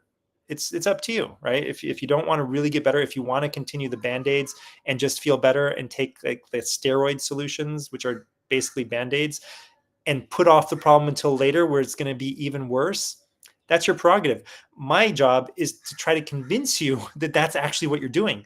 And so that you're not thinking a falsehood, that you're actually solving your problem and you're not passing the buck to your future self. That's what you're actually doing. When you're taking the painkiller now or the steroid now, you're passing the buck to the future. And the problem will very likely get worse because you have not gotten rid of the underlying cause of the problem. That underlying cause is still there. It's still hurting you, and you just don't feel it anymore. So, yeah. All right. Sorry, I got way off track again. Sue's, but I think it's helpful, hopefully. Sue says IL-10 was elevated, as well as VEGF and SCD40 probably is what you were going to say. But yeah, this is almost always the case in people with long COVID. Interleukin 10, vascular endothelial growth factor, and SCD40L. So yeah, so my point is that those are all markers that your immune system is doing something, right? And what I would say is that the solution is not to force them to go down, right? So if your immune system has decided that I need to send in the Navy SEALs in this situation, instead of killing the Navy SEALs, you let the Navy SEALs do their job, right? So in this metaphor, interleukin 10 is the Navy SEALs, VEGF is the Air Force, and SCD40L is whatever, the Marines. And our approach has been, let's kill the Navy SEALs, the Marines, and the Air Force. Let's like bomb our own troops to stop them from taking care of the enemy, right? So I would say actually help your own troops get rid of the enemy. So that it's a totally different perspective. And I think that this is the key similarity between almost all alternative medicine and all of mainstream medicine, is that the similarity between them, right? It's like a false dichotomy. They're not actually that different. They both believe your body's doing the wrong thing. They both believe God didn't design a very good system, right? That's what they believe, okay? Whereas what I believe is that God designed you perfectly, okay, to do exactly what needs to be done at every point in time. And if something is going wrong, you need to remove the thing that's, holding you back. You need to remove the thing that's creating the dysfunction to allow your body to do what it needs to do. So remove all the things holding your immune system back instead of holding your own immune system back, right? So hopefully that's clear what the difference between these two things is. And I think it was set up this way, right? On purpose. Okay. And I think this is in my latest blog, right? So I got this from Matthew Crawford, where he pointed out that the Rockefellers, 100 plus years ago, they did not just take over mainstream medicine. They also took over alternative medicine in the United States because they had to control the opposition, right? This is what propaganda does. This is what governments do. This is what everyone does nowadays. Corporations do it too. So like, for example, right, an example of what controlled opposition is, you have pharmaceutical companies, and suddenly people start to say, oh, the vaccines are causing, disease, whatever. And then the pharmaceutical companies are like, okay, well, we'll study the vaccines. And then they set up these trials. And the people who are doing the trials might even look like, they're your friend, right? They also believe the vaccines are harmful. And so they create these big trials funded, through some roundabout way by big pharma. And then lo and behold, they find out that the vaccines aren't actually harmful, right? So this is controlled opposition. Those people are on the payroll of big pharma to disprove. And they did this with ivermectin. They did this with hydroxychloroquine. It wasn't that obvious that they were on our side at the time. But yeah, they ran these studies. They shot themselves in the foot. They overdosed hydroxychloroquine. They gave it too late, whatever. They killed people with lethal levels of hydroxychloroquine instead of letting them die from the virus. I mean, it's not a laughing matter, but sometimes all you can do is, laugh in the face of utter absurdity. So this is controlled opposition. The Rockefellers created controlled opposition in the alternative medical space. And so they're basically both sides of the same coin, which in the underlying similarity between mainstream medicine and literally 99.9% of alternative functional, whatever you want to call it, medicine, is that they think your body's doing the wrong thing and it has to be fixed in some way. Mainstream medicine says, okay, you have to take some medications. Alternative medicine says, okay, you have to take some supplements and herbs, right? But you have to take something that only we can give you, right? You got to take this fancy version of the herb that you can only get from me. That's not true, okay? You can get the herb and you can make it in your own house. You can extract it, you can boil it, you can infuse it into ghee, you can do all kinds of stuff with it, right, yourself.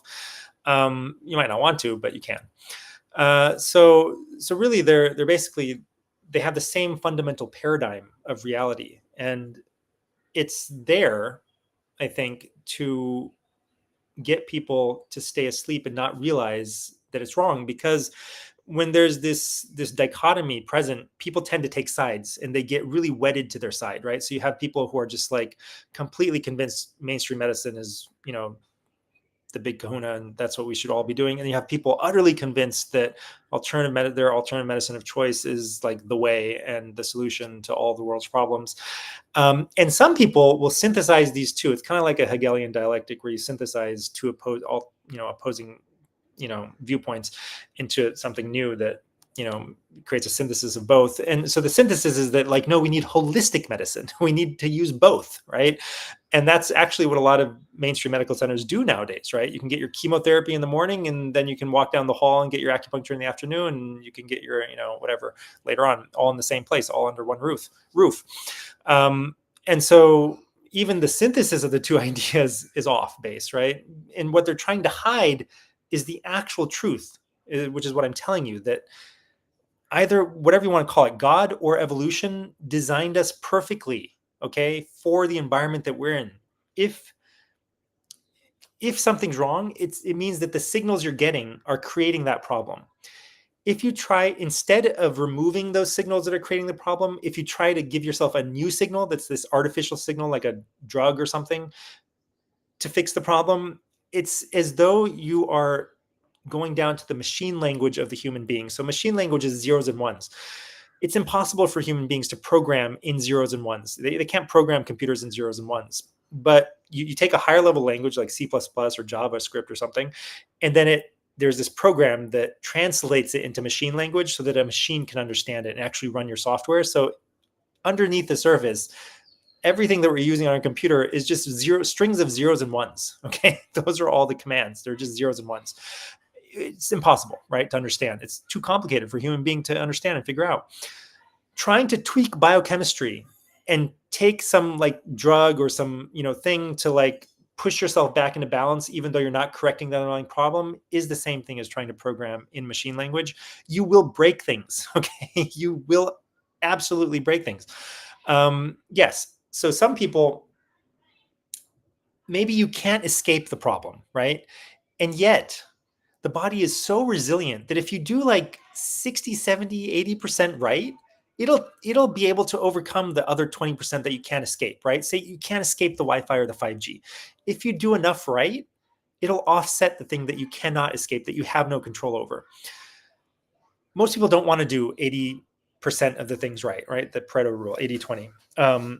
Even 20% right? You might get 80% of the benefit just by doing 20% right. That's the Pareto rule.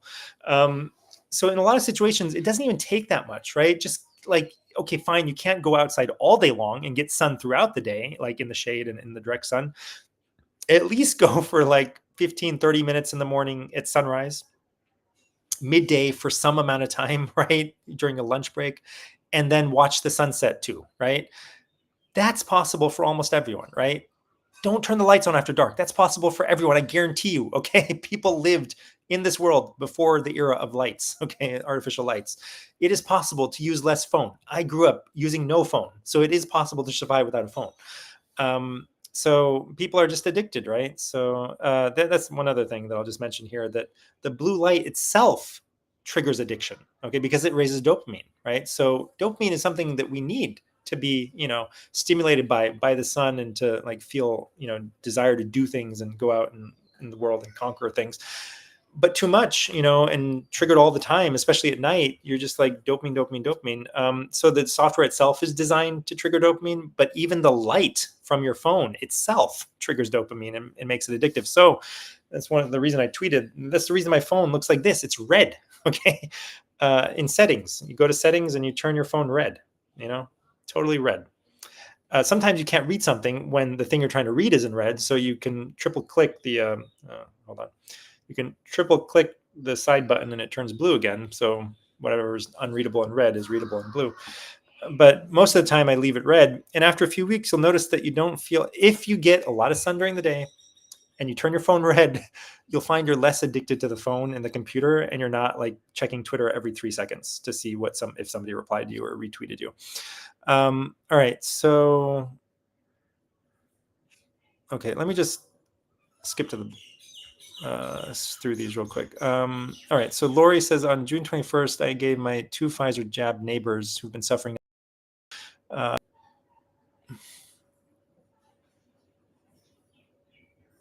Okay. So I think you have 2 Pfizer jab neighbors. You've been suffering because you've been breathing in their exhaled air. I'm not sure what it's kind of jumbled here. Oh, am I now jabbed because I've been breathing in their exhaled air in my car? Is shedding just as bad as getting the 2 shots myself? No, it's not just as bad. Absolutely not. Some people call this like a self-spreading vaccine, like other people are getting vaccinated from other people, from people who got vaccinated. That's not the case. You're not getting vaccinated from other people. You are being exposed to spike protein, right? So what they're doing is they're shedding, probably the way it works is they're shedding little spherules, little lipid nanoparticles, perhaps, lipid bilayer sphere, which is a lipid nanoparticle. So when they get jabbed, it goes into their body, it, reprograms a cell to create spike protein, and then the spike protein is released by that cell into the environment inside of these, stuck to the surface of these little tiny spheres, right, of lipid, and that might be released in their breath and on their sweat and stuff like that. And so you're being exposed to spike protein, right? So it's kind of like being exposed to a COVID virus particle, except it doesn't multiply. So you're not getting the DNA with it, and it's not going to infect your own cells. It's not going to transfect your own cells the way the vaccine does and make them make spike protein. So you don't turn to a spike protein factory from shedding. And so it's usually a very short-term problem. And basically just most people, if they get exposed to it and then they go away, they don't have a problem anymore within like a day to a couple of weeks, their problem goes away just because they stop being exposed to it. And some people might have a longer, time getting over it, but it's not that bad. Take some nattokinase serapeptase and try to avoid exposure as much as possible, or build your own resilience so that that tiny amount of spike protein coming from shedding doesn't affect you anymore, and you've optimized your body's ability to detoxify from it in real time while it's being exposed. So it is possible to up your game and not be harmed by shedding. Regarding vitamin D, do you see benefit in raising calcifediol form of D at the start of active COVID infection? If so, to what level? So, I mean, this is a tough question, right? I should have, maybe I need to address this in my upcoming post on vitamin D. It's certainly possible if you, so this assumes that somebody doesn't already have very high 125D levels and low 25D levels. So ideally, you should know where you're at. You should check your 125 and your 25, because if you have chronic inflammation, if you're pregnant, for example, so it's not just autoimmune disease. It's a lot. It's perhaps all chronic inflammation, but definitely any chronic inflammation that's linked to a dysbiosis, right? Which basically all chronic inflammation is. So anyway, chronic inflammation. If you have chronic inflammation and chronic disease, you probably, when you take the supplemental vitamin D, it will probably only raise your 25D levels, which won't improve your immunity. Unfortunately, your 125D levels would improve your immunity.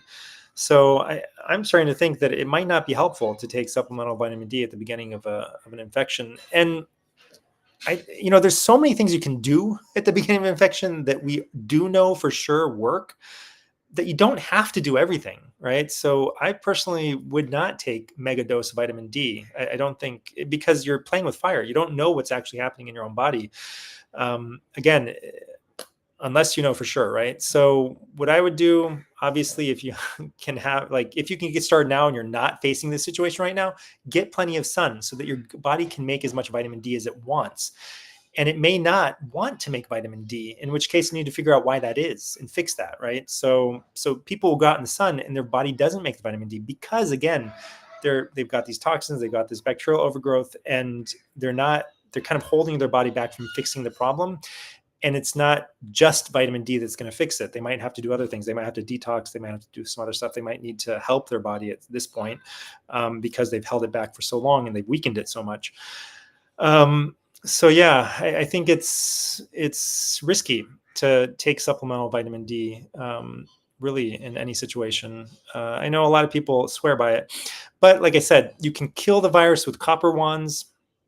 You can kill the virus with hydrogen peroxide, nasal rinses, gargles, mouthwashes, betaine hydrochloride. I mean, there's a lot of things you can do. You can take IP6 gold. You can take, if you really must, you can take even super dose vitamin C, right? Like I've talked about before, 50 grams of vitamin C, wipe out almost probably anything. If you have access to it, IV vitamin C, you can get tons of sunlight when you start to come down with something, just stay outdoors all day long. Not necessarily all day in the sun, but at least 30 minutes in the morning, direct sunlight, 30 minutes mid-afternoon, direct sunlight, 30 minutes late afternoon, direct sunlight, and then maybe even a couple of hours throughout the day. Don't burn yourself. So you have to be aware of where your skin is at to begin with. So you don't want to burn. And then turn off the lights at night. That'll make a tremendous difference on your body's, ability to fight off anything. So even if you can't bring yourself to turn off the lights, to avoid lights religiously throughout your life, at least avoid them religiously when you start to come down with something, and get sun on the other hand, and try to take off a few days from work and do all the, breath work and stuff to decrease your stress so that your immune system is optimized. So there's a lot of things, so many things you can do to optimize your immune system, that you don't need to do things that might be beneficial, might be the opposite of beneficial, might actually suppress your immune system, as I described, as you'll see in this blog post coming out on vitamin D. Supplemental vitamin D is not, in many cases, going to raise your active 125 vitamin D that stimulates the vitamin D receptor, that stimulates immunity, that has antibacterial, antimicrobial effects that you want, right? So you want the stimulation of the vitamin D receptor. there are drugs that can stimulate the vitamin D receptor that are not vitamin D. Okay, so I personally would not use those, right? So I don't remember which one it was. Maybe it was olmesartan or something, one of the ARBs. But the researchers, the group of researchers, Marshall and somebody else, I think I forget their names right now, but I wrote about them in this vitamin D autoimmunity blog. They've been kind of beating this drum since like 2006, 2007, 2008, 2009.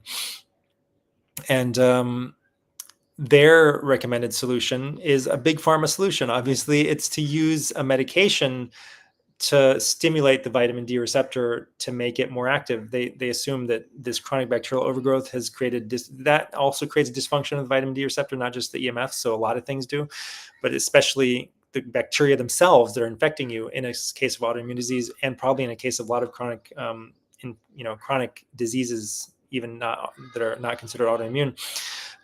They are themselves inhibiting the functioning of the vitamin D receptors. So anyway, the big pharma solution to this, they're still within that paradigm, is to take another medication that stimulates the vitamin D receptor that's not vitamin D, that helps to offset the dysfunction from all the other things that are causing dysfunction, instead of solving the reason why the things is dysfunctional in the first place. But they do also give low-level antibiotics. So they're trying to address the antibiotic or the bacterial overgrowth situation. I would say they still are not going far enough, because you still have to ask, why did the bacteria become overgrown in the first place, right? What was the initiating factor? So one possibility is all the suppression over the course of decades. That could lead to overgrowth because you've been dealing with it in the wrong way. But usually the suppression itself has either there was an initiating factor from yourself that allowed the process to get started, that affected got weakened in some way by something that you did or felt or thought, or some trauma or whatever, right? In order to really fix the situation, you have to support that tissue. You have to rebuild the strength of that tissue as well. You can't just kill off the bacteria. So this is where the terrain theory comes in. So we're kind of synthesizing, terrain with, the microbiome theory, or sorry, the infectious pathogen theory. They're both involved, right? Like the truth is a synthesis of both of those. So yes, and sometimes you can solve the problem just focusing on terrain, and sometimes you can solve the problem just focusing on the pathogenic bacteria, if the terrain is already okay. If your terrain, if your body is already functioning, well, but there's a super pathogen that came and infected it, something like Lyme or something that's just very pathogenic and overwhelms a normal terrain, then killing off the Lyme alone without doing anything else in some people might be all you need to do. But in most people, you have to address both. You have to address the pathogen and the terrain. You have to boost the terrain, you have to boost detox, and you have to wipe out the pathogen. So you have to do these all at the same time. Thank you so much for sharing the wisdom and information. I really appreciate your taking the time to speak to us all. You're welcome. My pleasure. I like to do it. Michael Mendez says, with exertion, physical or mental, and coming fatigue, long COVID style, is it best to fight through that fatigue or just chill out? Yeah, I would chill out for sure. So you kind of have to, the bar is, you don't want to get to the point where you feel that fatigue. It's kind of like, there's two forms of exercise. One is like a form of exercise, which is a light form of exercise that leaves you feeling energized. And another is like the kind of exercise that you're doing when you want to try to like get stronger, right? So one is like the maintenance exercise. It's just maintaining your health, maintaining your current fitness level. That's what you need to do, right? And when you have long COVID, that may be very, very minimal. It may not even look like exercise, right? It may just be like getting up, going to the bathroom. So you don't want to try for the building phase, right? Because that requires breakdown, which you don't want to do. So you want to avoid that until you get to the point. So gradually the bar will get raised and you'll be able to do more and more as you get better. But trying to exceed that bar where you get exhausted is not good, because in a long COVID situation, your body's not equipped to recover from the catabolic stress. So when you go and pump iron in the gym, you're actually breaking down your muscle, causing inflammation, micro tears, all that stuff. You're breaking things down. And then that signals your body to build more muscle. But in long COVID vaccine injury, when you have chronic fatigue, that signal doesn't trigger rebuilding. That's the problem, right? That's the basic problem there.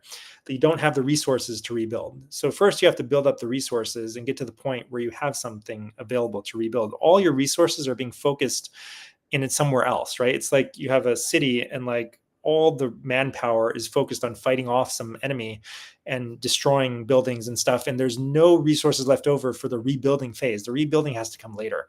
So there's a lot of destruction going on because you're in the middle of a war, and then the rebuilding comes after the war. Okay, there's just no time. And why would you anyway? Because you continue to destroy infrastructure and stuff because you're trying to defeat the enemy. So that's basically how you have to see it, that you're in the middle and you're in the midst of the war, and it makes no sense for England to rebuild while the Nazis are bombing, right? While you're or the Germans, while Dresden is being firebombed, it makes no sense to try to rebuild it at the same time as you're trying to fight off the firebombing, right? You got to wait until you've fought them off completely to rebuild Dresden. You got to wait until after the war. All right. I should shut off my computer and lights and go to bed. Yes, everyone should just watch this in the morning, but it's fine. I'm glad that you're enjoying it. All right. The immune system being more elevated continuously. Yep, get to the root.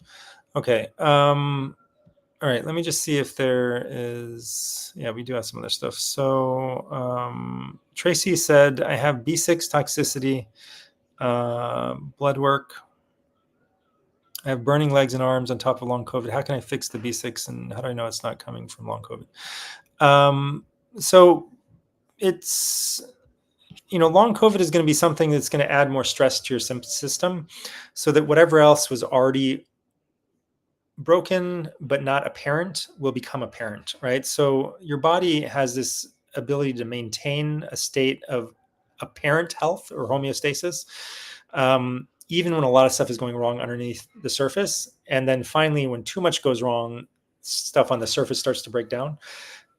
So yeah, it's probably a combination of everything. Like everything is involved with everything else. Everything is interconnected. You can't look at anything in isolation. B6 toxicity, basically, if you have too much B6, you have to open up your detox pathways so that you can get rid of B6. You got to drink plenty of water. You got to urinate a lot.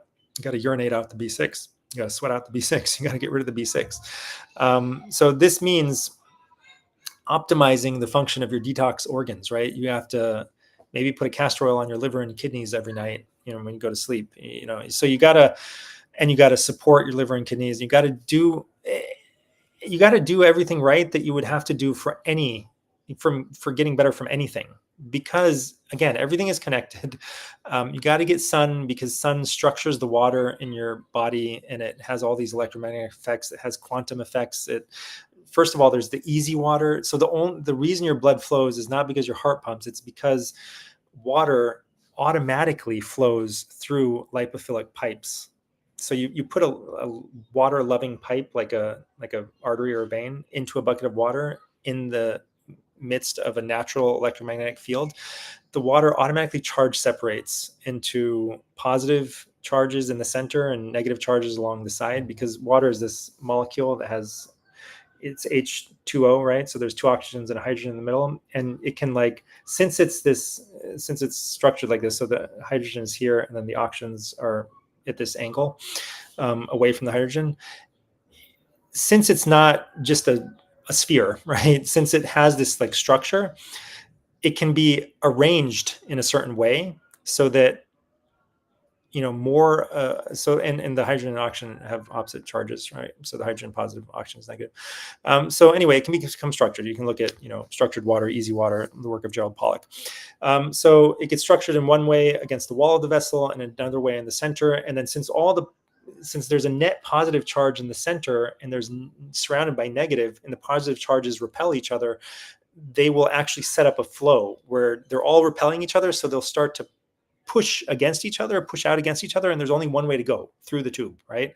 So blood flow actually starts in an embryo before the heart even starts pumping, right? So the blood just flows spontaneously, right? So this is something that no one knows. I mean, few people know it, but not enough. and it's literally impossible for the heart to pump against the resistance that's in the body. It's just impossible. The heart would explode if it tried to, or the veins and the arteries that it's pumping into would explode. It's just impossible. And further, the blood actually stops moving in the final arterioles, in the final capillaries in the tissues, and then it starts moving again. So it stops for a moment, and releases all of its oxygen, nutrients, whatever, and then it starts flowing again. So that's, again, it's just impossible with the pump model of the heart. So my point here is that the structuring of water, and it's a gel-like layer along the edge of the tube that helps to keep the blood cells out from bumping against the edge, and any toxins, anything from going and hitting the edges of your capillaries or the edges of your blood vessels and damaging them and causing inflammation. That negatively charged kind of like buffer layer of structured water along the edge of the tube gets bigger when you're exposed to sunlight. And then there's also a quantum coherence that develops where large volumes of water molecules will start to vibrate in unison when they're exposed to natural electromagnetic fields and unnatural ones. But this quantum coherence and the structured water help for a quantum effect called proton tunneling, which is required by your ATPase enzyme in your mitochondria to create the energy molecule in your cells, the ATP energy molecule. And so anyway, we get a lot of energy from sunlight, and we actually run on the sunlight energy itself directly because of the way it structures the water and creates a quantum coherence. A lot of enzymatic reactions, a lot of metabolism actually runs directly off of sunlight, which is why when you're exposed to sun, it actually downregulates the production of ATP in your mitochondria. So like you don't need to eat as much food, and you actually get these satiety signals from alpha MSH, and maybe the metenkephalin as well. But these molecules that are produced when you're exposed to sunlight actually suppress your appetite because physiologically you don't need to eat as much, and especially if you do grounding as well, because you get electrons from the earth. So one of the reasons you need food is for hydrogen, protons, electrons. It's broken down into those things. But if you get electrons from the earth and you get photons from the sun, you need much less food for energy, because you're being charged by the sunlight itself. Literally kind of like Superman, right? So if anyone's familiar with Superman, he gets charged by sunlight. All of his powers come from sunlight. So think of yourself as Superman or Superwoman or Supergirl or Superboy, and go out in the sun, and you'll find that the more sun you get, the less appetite you have, and the less food you eat, you'll lose weight, because you're actually eating too much anyway, right? That's why you're gaining weight. You don't need that energy. So what was I saying? This was about B6. So, and my point was that you need to optimize the functioning of your body. And one of the most important things, maybe even more than half the battle, is optimizing your light environment, getting rid of the light at dark, because the light environment is the master controller, the master switch for your circadian rhythm, which is the master controller for all of your hormones, day and night hormones. And that's, what's in control of everything in your body, right? So all of your body, like, it just does not work. Nothing works in your body when your light is wrong. So that's where you have to start. You have to get your body working, functioning properly, and all the things that make your body function properly make everything in your body function properly. So it's not like there's a specific lifestyle for liver dysfunction and for liver support. It's the same lifestyle for any organ that's dysfunctional, right? And there might be some herbs and things, and some things like castor oil packs on that specific organ that can help boost, the effects of your lifestyle changes. But you have to get the lifestyle right. And what people have to understand is that the lifestyle is like 90% plus of the battle. It can even be 100% of the battle for a lot of people. It's so powerful. When you refuse to do the lifestyle, you can move the needle 5-10% with medications or herbs or supplements or something like that. But it's very hard. It's so hard. Just do the lifestyle. It forms the basis of everything else. It really forms the foundation, and it's the most powerful thing that you can do. Going to a doctor is probably the least powerful thing you can do, especially one who doesn't understand this. So yeah, you have to, first of all, optimize the body parts, the organs that are going to help you get rid of B6, and then you have to open up the pathways of detoxification so that it actually leaves.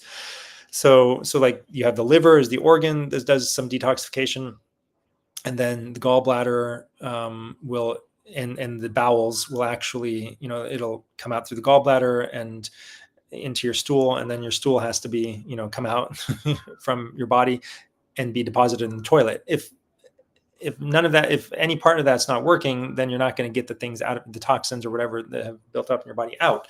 Your kidneys are going to help detoxify, but then the pathway out of your kidneys, the tubules, and then the urinary bladder, and then and you have to have enough going through it to carry the stuff out, right? So you have to be drinking enough that you're constantly flushing things out of your body. So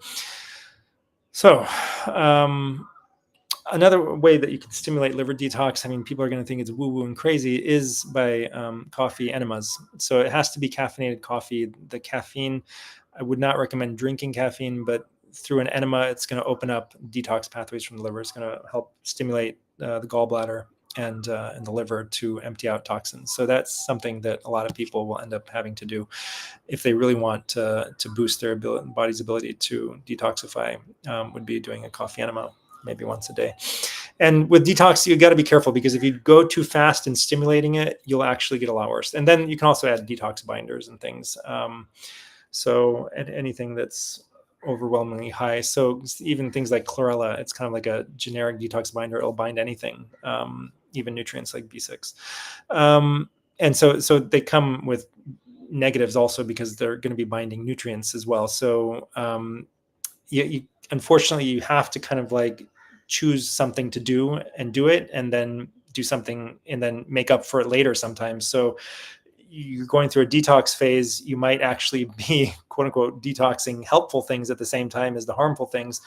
And you're going to have to try to add them back, add more of them, put the detox maybe at the end of the night after everything else is done, and then also stimulate bowel movement and urination and sweating and all this other stuff.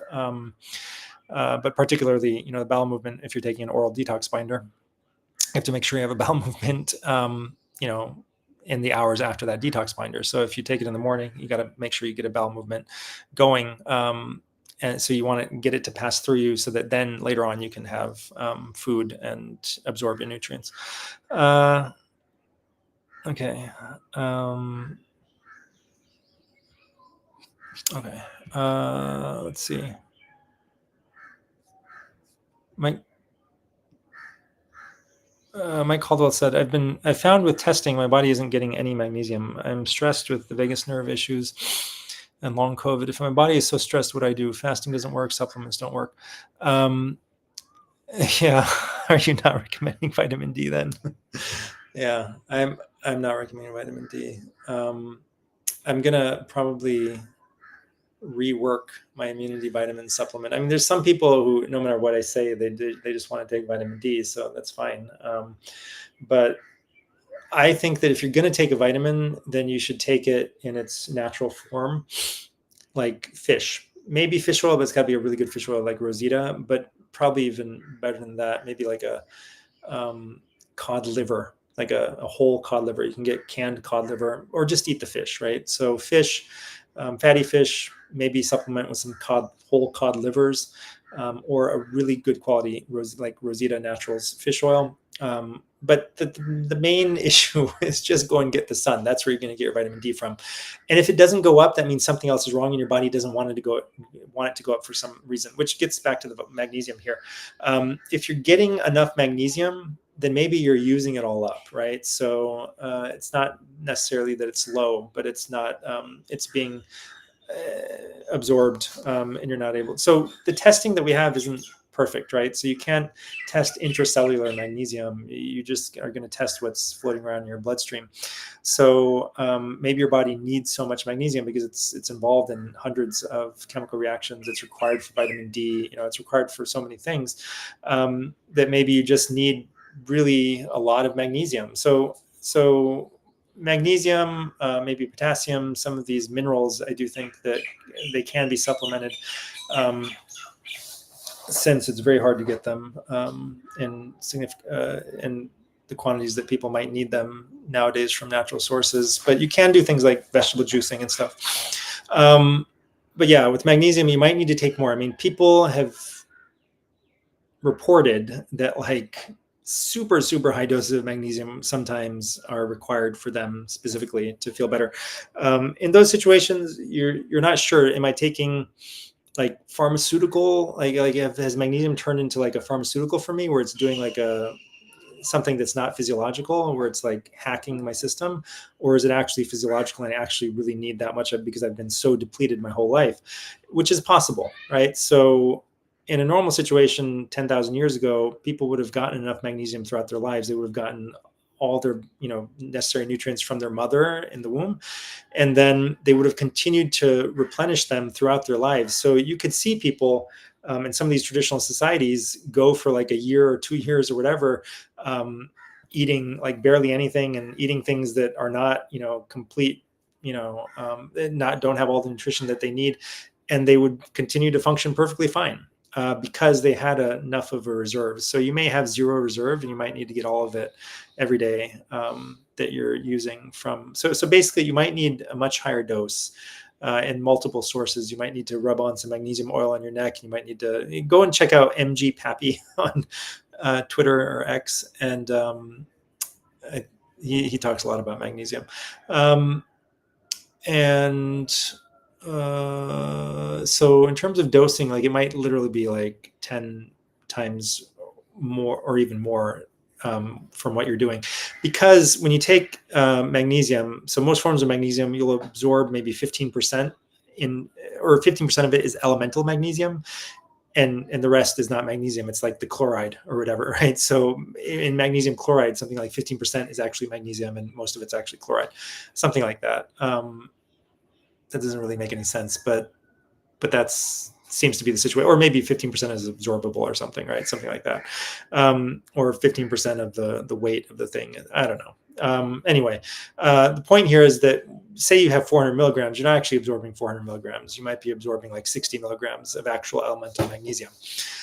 So you might need 4,000 milligrams of magnesium glycinate or magnesium whatever.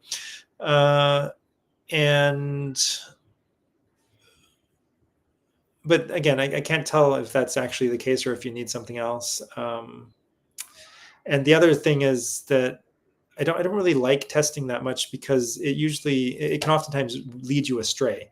So your body might, for some reason, be holding blood magnesium levels low due to some reason that we just can't understand, or at least I can't understand. So we see this sometimes. Like, for example, your body might keep your iron levels low, even though there's side effects of that, because it's the only thing you can figure out to do to reduce the effect of spike protein causing blood clotting, perhaps. It's tried all the other tricks in the book, and there's a problem. So it starts to use things that are like quite off the beaten track, and that wouldn't be the first thing you would think of. So there might be something there with magnesium, that there might be a good reason. So when you see something like that in your blood work, you shouldn't always force it. You shouldn't always force the issue. And so this requires like an analysis, not in person, but like a one-on-one analysis of that particular case to see whether they're actually deficient, or whether the body might be, for some reason, or whether they're getting enough, plenty of magnesium to run their body every day. And the blood levels are low as an artifact or some side effect of some maneuver that the body's trying to do. Mike says, I'd like to consult with you. I'm still young and strong, but sick or stuck. So I highly recommend anyone who's really motivated to do whatever it takes to get better to talk to my colleague, Hakim Shabazz. That's mygotodoc.com/Hakim, Hakim, because he is really specialized and has tons of experience on actually getting to the very, very deepest root causes and completely eliminating the problem. Most of my experience, I mean, I understand the theory and all of that. It's just my experience. I don't have as much experience on it, and I'm trying to build it up. But still, if it was me, I would go talk to him. I send my own family to him rather than treat them myself, just because he's better at it. He has more experience at it, and the reason is that he ended up with people who had no other option but to do the, complicated maneuvers that he told them that they had to do to get better. And he just had no time, because he wasn't even charging people for years. He had no time to waste with people who wanted some like simple, easy way out, like give me ivermectin and get me better right away so I can go back to work tomorrow, because he knew that this, some people, that's all they're willing to do, but that's not, it's going to come back and bite them later if they do things halfway. So he stuck to doing things all the way, 100%, and that because he was so busy from very early on that like he really didn't have time to waste on people who didn't want to really do everything he told them to do. And he wasn't charging them. He wasn't even accepting money from them. So he ended up with a lot of desperate people who would do things that 99.9% of Americans would be just unwilling to do. I mean, it's not impossible to do. I mean, my own family members have done it. And they're Westerners, they grew up in the West, they lived in the West, and they were willing to do it, but it takes a lot of convincing. Okay. So anyway, he ended up with a lot of experience with people who were mostly so desperate that they had no other choice. They couldn't even take the easy way out because they couldn't even afford something like, chemotherapy or whatever for their problem. All right. So, so anyway, that's my recommendation. You can certainly talk to me as well, but the preference at this point in time, until I've had time to get more experience with like really deep healing, would be to talk to my partner. If you're not ready for like really deep healing, then certainly you can talk to me. And I will still try to push you in that direction as much as I can. Try to get you to turn off the lights at night and turn on the sunlight during the day, and, do some other stuff that will get you, maybe halfway or even most of the way there. But the really fine tuning, tweaking that can really like eliminate the deepest problems. The best person for that right now is my partner, Shabazz. Jonna says, I took that ivermectin for a week, hence I had COVID, but it made my eyesight really bad. Like I was in a 3D game. Went away a few days after I stopped taking it. Just don't know what to take in place of that when I get it again. So I mentioned it earlier in this stream, use a copper wand, use hydrogen peroxide, use just nasal rinses of normal saline, possibly IP6 gold, possibly vitamin C if you're one of those people who, wants to use that kind of stuff. Sunlight, turning off the lights at night, getting prepared beforehand, getting healthy beforehand. And maybe, things like curcumin and Nigella sativa and dandelion and ashwagandha to help kind of relax and not have your immune system kind of like have too much of a overreaction later on. So the best case scenario with COVID is that you actually get pretty sick and you get rid of it in the first week. So that means your immune system has responded appropriately. The worst case usually happens when you don't get very sick in the first week. It's mild in the first week, and then it gets really bad in the second week. You have this like delayed reaction. So your immune system did not respond appropriately. And then finally, the virus just multiplied, and it got out of control. And finally, your immune system woke up and responded. So the people who end up with the worst cases of long COVID usually have the mildest cases of COVID. And it might not even be the second week. It might be like weeks later or even a month or two later that they actually start to come down with like severe long COVID. So actually, I wouldn't, again, it's like having the wrong kind of like view or belief about reality. A really bad COVID infection is usually a blessing in disguise. It means your immune system went all out and wiped it out. Okay. It just got rid of it completely. It destroyed it. It killed it completely. And in order to do that, it had to make you feel sick. It had to kill some of your own cells that were harboring it, but it rooted it all out. Okay. And you felt like you got hit by a bus, blah, blah, blah, all that stuff, right? You felt like this was incredibly severe. I almost died, whatever. You didn't get it. You didn't end up in the hospital, right? You didn't almost die, but you felt like it, right?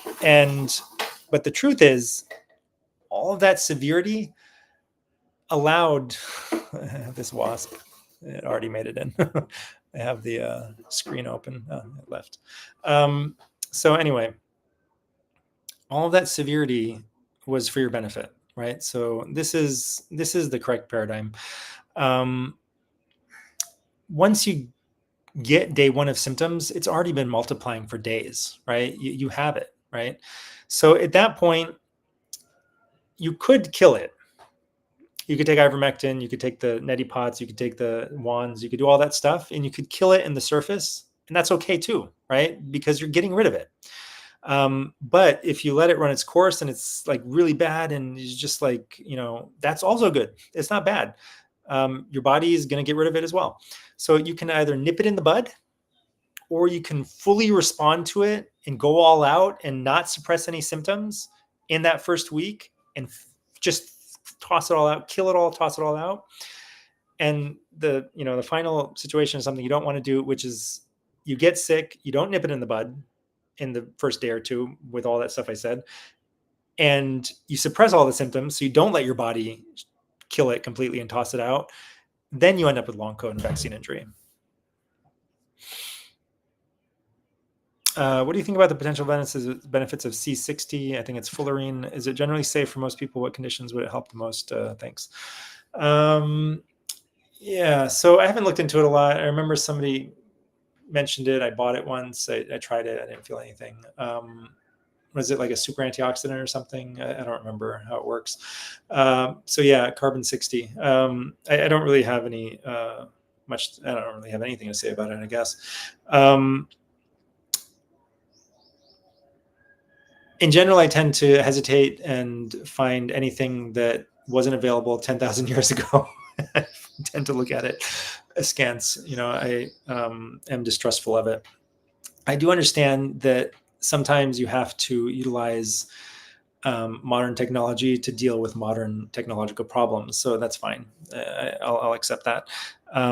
But there's almost always a way to address your problem in a natural way. And the reason that that's important is getting back to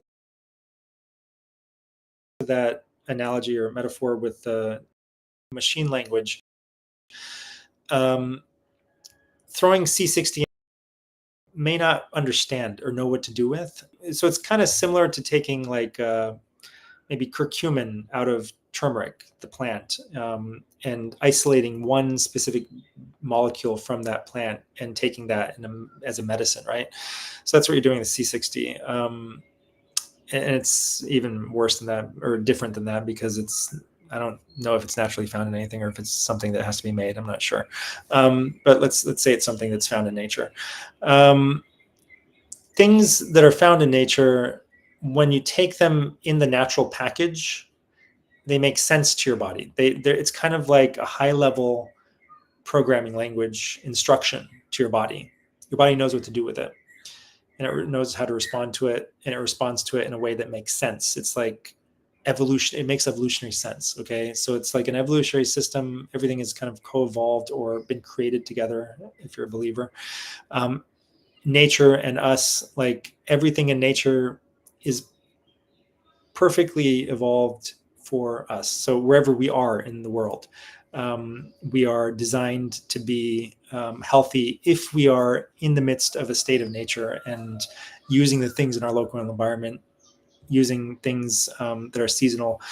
So for example, like I said, up north, if you're in New York, the seasons change, whereas they don't at the equator. So at the equator, you don't want to have long summer days and short summer nights, because at the equator, the days and the nights are the same throughout the year. And up north in New York, it gets really cold in the winter, and that makes the biological semiconductors which transmit bioelectricity work better. They work better in the cold. And so they need electrons from food and from grounding. And then they need sunlight to stimulate the electrons to start flowing within the biological semiconductors, like collagen and bone and et cetera, and blood, and really everything is a biological semiconductor. So there's electrical flow, right? This is like, you could call it chi, you could call it whatever. Chi is more of a complicated concept, but anyway, the bioelectricity, the DC electrical current that we know flows in our body, you need less sunlight in the winter up north to stimulate it, because it works better in the cold. So it's like, even though there's less sunlight in the winter, you don't need as much sunlight because it's cold. But if you're in the heat all winter long, then you actually need more light, because anyway, it doesn't work right. But because if you get more light, that also is off. Your body's like, that's wrong for this situation, this environment, this place that I'm in. So like things are irreducibly complex. You can't try to tweak things by taking things out of their natural context. And again, at the equator, the biological semiconductors don't work as well because it's hot all year long. And so they do need more light. And naturally, there's more light at the equator, right? So it's hot, but there's more light all year round. So again, everything works out. So wherever you are on Earth, and the same goes for the amount of light during different seasons and the foods that are growing in different seasons, like everything is perfectly designed to keep you healthy if you simply accept what's being given to you where you are and don't try to do what you want to do rather than what is being offered to you, right? So it's kind of like an acceptance, submission kind of thing to like what God is providing. If you just accept that and do it, you'll be healthy and happy also, right? Joyful. You'll feel fantastic. And if you resist it and try to just do what you want to do, you're not going to be healthy. And this is probably the primary problem in the modern world with modern man, is that we've started to feel like gods, right? Like we have such control. You just flick a switch and it's daylight all of a sudden, right? Or similar to daylight. That's such a power that's difficult to give up, right? It's such an intoxicating ability that it's incredibly hard for people to give it up. The ability to switch on a phone and watch whatever you want at any time, anywhere in the world is so intoxicating that it's nearly impossible to give it up. So that's what you have to give up. You have to give up those things if you really want to be healthy. Otherwise, you take the consequences. You pay the price of living out of sync with the natural world. All right. So for that reason and others, I would suggest that you don't try to isolate things. You don't try to like take vitamin D in isolation from its natural package. So if we think about vitamin D, when you get it, you usually get it from sunlight or food. In either case, even the food was stimulated to make vitamin D from sunlight, right? So the food was affected by full spectrum sunlight. And it didn't just make vitamin D in you or in the food that you're eating to get vitamin D. It did a lot of other things, right? So you're getting a whole package of information. You're getting the effects of UVA, not just the UVB creating vitamin B or vitamin D. You're getting the effects of infrared, and you're getting effects of UVA, and you're changing your microbiome from the effects of the light striking you, and you're having anti-inflammatory effects, and maybe you have a pro-inflammatory effect from 125D going up, right? The active, hormonally active form that stimulates the vitamin D receptor, but then it's balanced by anti-inflammatory effects from near infrared and infrared and UVA. And so it's like a balanced package of information. And when you subtract all of the information, all the context that makes that information balanced, and it makes it like a sensible message that your body can do something healthful with, and just try to isolate a little piece of it and give that's a pharmaceutical approach, whether it's a pharmaceutical or not. And that's where you're going to run into problems, because you're trying to tweak things at a level of complexity that you don't understand. We can only interface with computers using human interpretable software languages. We can't interface with machine language. Same way, we can only interface with our health in ways that we can understand, which is like an herb or a food or a lifestyle choice or something like that, right? Or a detox binder or something that's working at a macroscopic level and that is a natural substance, okay? It's like speaking the language your body understands.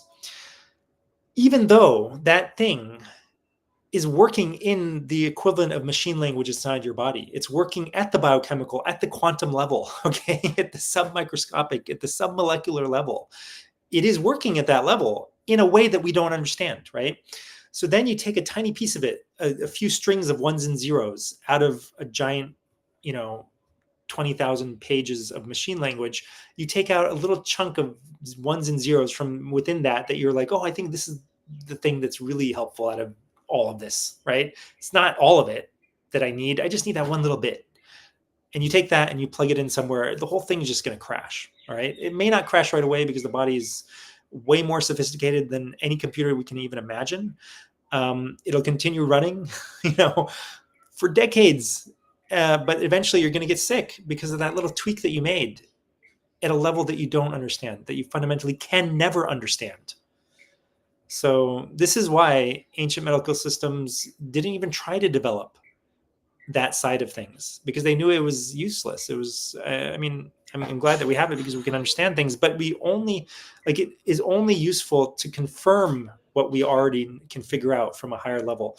So this is why somebody like Hakeem Shabazz or myself even can talk to somebody and not have to, like, feel their pulse and run their labs and do a million other things in person and still help them to heal, because, well, not just because of that, but because the signs of the dysfunction will be reflected at every level of your being. So you don't have to go submicroscopic where it's too complicated and we haven't even fully mapped out all of our own biochemistry, let alone the thousands to tens of thousands to hundreds of thousands of bacteria and microbes and viruses and fungi and mold and whatever that are also part of our microbiome and helping us out in myriad ways, that are like in all of our tissues, probably even in our brain, that are in our blood. There's like microbial products in our bloodstream all the time. Like they're actually interacting with the vitamin D receptor, with everything all the time.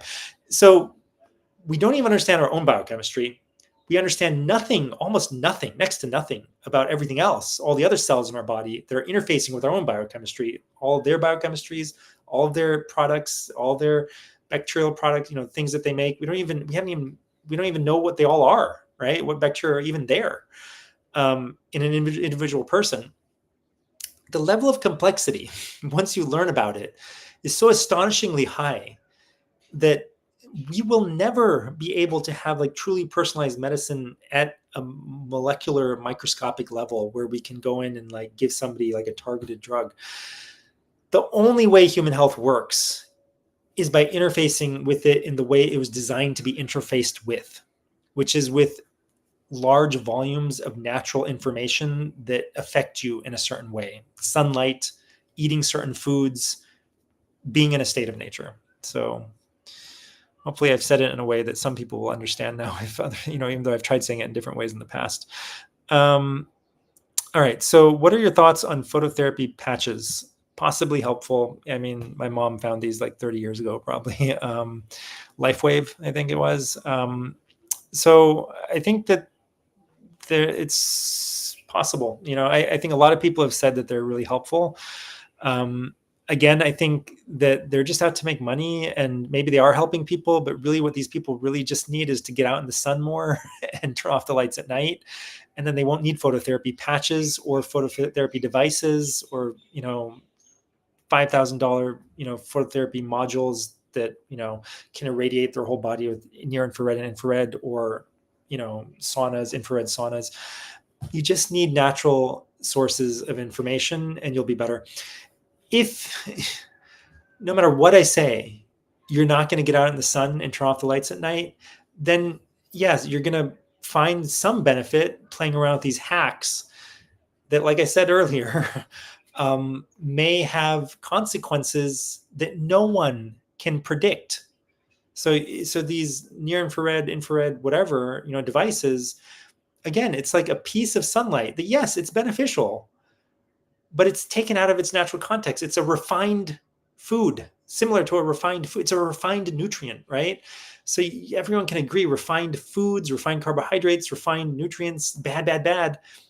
Why can't we agree refined anything is bad? That's the point here, that if you refine something, even though you've discovered that that has some beneficial effect in it, all the other things that are in that thing, the sunlight or the food or the herb, they're also important. They're necessary. They're there for a reason. They were, whether it's evolution or God, either way, nature doesn't make a mistake. They're all there for a very good reason. And they're balancing and they're cofactors and whatever you want to call them, but they're all necessary. UVB is necessary, okay? It's not a harmful thing. People are putting intraocular lens implants into their eyes that block UV from reaching their brain. I mean, it's like,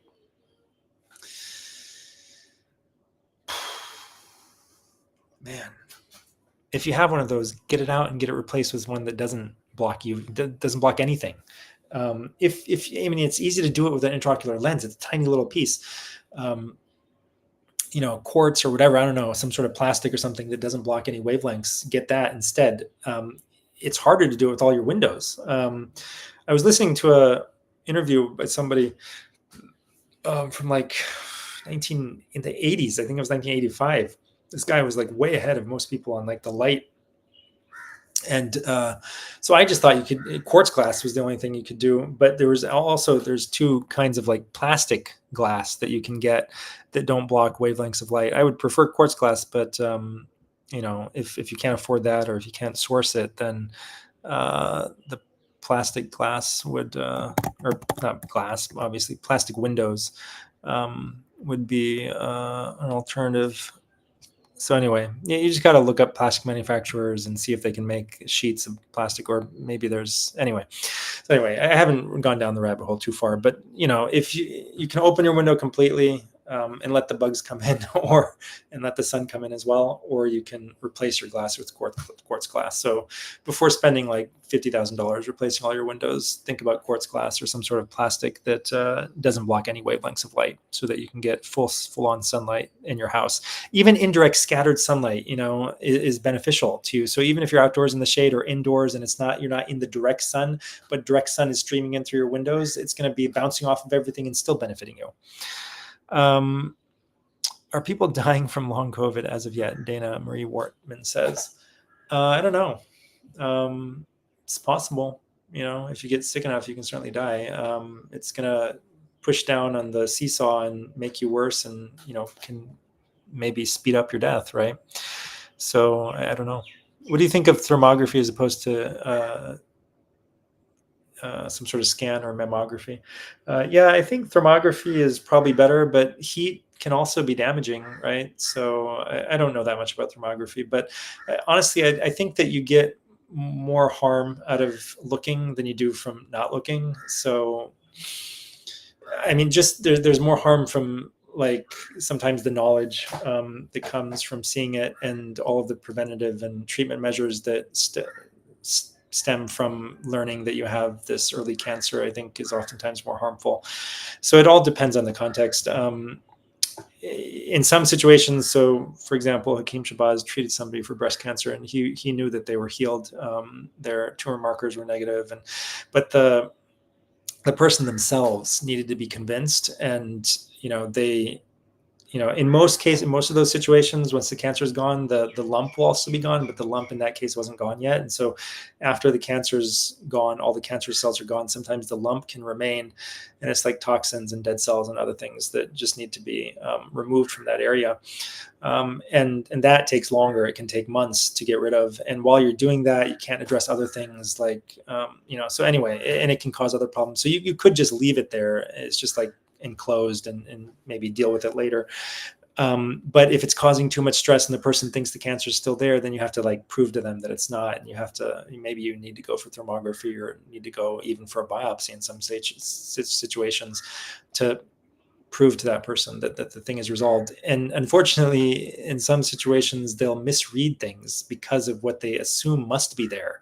So I usually wouldn't probably recommend somebody, even in that situation, to go for a biopsy, because some biopsies actually end up being misread as cancerous when they're actually not, just because you imagine the person's state of mind. Like, they're looking at something, they've read the report that says this person had diagnosed breast cancer, they refused treatment, they went off and did some wacky thing, the lump is still there, we're doing another FNA, fine needle aspiration biopsy, to confirm that it's still cancerous. And the guy's like, well, of course it's cancerous. And then he looks at it and he's like, I can't see any cancer. And he's like, it must be there, and people will think I'm crazy or stupid, that I missed it. So I'm going to write that it's still there. So, or they might just like, almost like imagine it into existence, right? Like where something's kind of borderline, and they're like, oh, it must be cancer because they already had cancer, and they still obviously have cancer because the lump is still there, blah, blah, blah, right? Versus if they saw the same exact slide in somebody with a totally different clinical situation, who didn't have a lump, who didn't have cancer, who just had like a biopsy of their breast for some other reason, and they looked at it, they would say, this is not cancer. So this is what people have to understand. You have to look behind the curtain. You have to understand what's going on. Okay. There's a lot of corruption and just bias. It's not even total corruption. It's like just human bias and error and mistakes and like presuppositions. And so there's so many problems that can go on. It's hard to stress it enough. That, like, run away as fast as you can from the mainstream medical system. This reminds me of something I posted. I don't know. Most people didn't see it, right? So like, I don't know if everyone watching here saw it. Maybe they did. There's only like 1,000 people watching. I mean, it's great. There's 1,000 people watching. So usually my tweets will get like, 1,000 to like 5,000 views, even though there's like 130,000 people following me. But I came out with these very harsh words against mainstream medicine. I just want to try to pull up Twitter and see if I can read it out.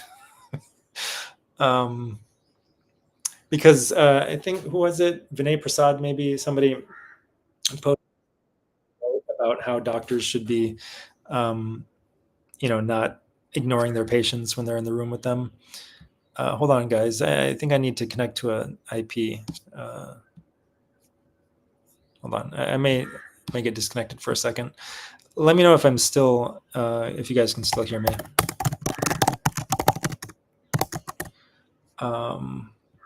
Because there may have been an interruption. Okay, so he says he can still hear me. All right. So what I was saying is that Vinay Prasad had written this little piece about, everyone has probably heard of this or seen it themselves, where they go in and they talk to a doctor, and the doctor walks in and they're just like totally ignoring you and just typing things in and asking you questions and maybe like glance at you for a second and then keep typing, right? So he was basically saying, pointing out how terrible that is, and people should act differently. And so this is my response. The protocols that doctors follow, the documentation that they do, and the reimbursements that they get and the insurance companies get and the hospital systems gets, these things are the only things of value, quote unquote value, in modern medicine. Patients are only present to be exploited. Doctors are superfluous and interchangeable at any moment with AI that doesn't make protocol errors or take vacations or burn out or ever wake up to the vileness of it all.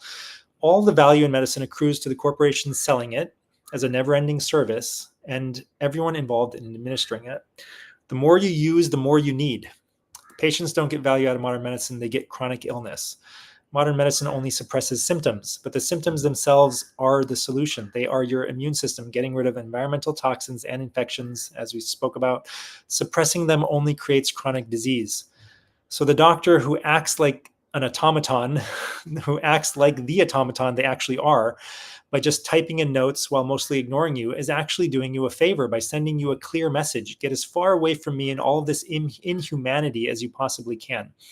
The good old doc who thinks their human touch still matters in the era of Rockefeller and Gates medicine, despite implementing an inherently broken, standardized protocol disease care model, will only warm your heart while inadvertently destroying you. So, I mean, if people listen to me, if people value my advice, and the people who do, they stay as far away as possible from any modern medical physician. I mean, it's worse than I even put in this tweet, right? The situation is even worse than that, because almost every single interaction with a doctor includes some sort of nocebo effect. That's the opposite of placebo that helps you get better, right? Without any seeming like mechanism for that being there, but these are beliefs, right, that create nocebo placebo effects. So you believe, it's the power of your own belief. And so the doctors are making you believe that you'll get sicker with almost everything that they say and almost every interaction that they give you, that it's impossible to heal from this, that you're going to have to take this for the rest of your life, and blah, blah, blah, blah, blah, right? And then because they only suppress symptoms, right, they never really root out the root cause. Even if they succeed in killing your cancer, they haven't addressed why the cancer developed, right? So the fire is still burning. You're still in the flames, okay? You're just numbed out to it. You don't realize that you're continuing to burn. So that's what medicine is. It's like a numbing solution, a Band-Aid that allows you to continue being harmed because you just can't feel the pain anymore. And so it will always get worse in the future. I mean, the approach is it seems so different and so unique every situation, but it's not. It's really the approach and the paradigm are all exactly the same. All right. Is it worth taking ivermectin every once in a while prophylactically for parasites or cancer prevention? I wouldn't take it for cancer prevention, probably, or I don't know. But for parasites, I mean, it's possible, right? So, I mean, that's how it's used actually, or how it was initially used for river blindness. You might take it once a year or something to prevent river blindness, or twice a year. It's possible, right? In some situations, for some people, and maybe even for a lot of people. I don't know. I just can't say for everyone. It's not something that I do right now. I would want to talk to Shabazz about it and kind of like come up with an idea. You don't honestly need ivermectin, so this might get me completely canceled and just like my account just blown up. But chlorine, ClO2, chlorine dioxide, works just as well as almost anything and better than most things. So I oftentimes nowadays recommend people start with a slow, very, very slow ClO2 taper for wiping out chronic infections, and even before ivermectin. So, and the other thing to understand is that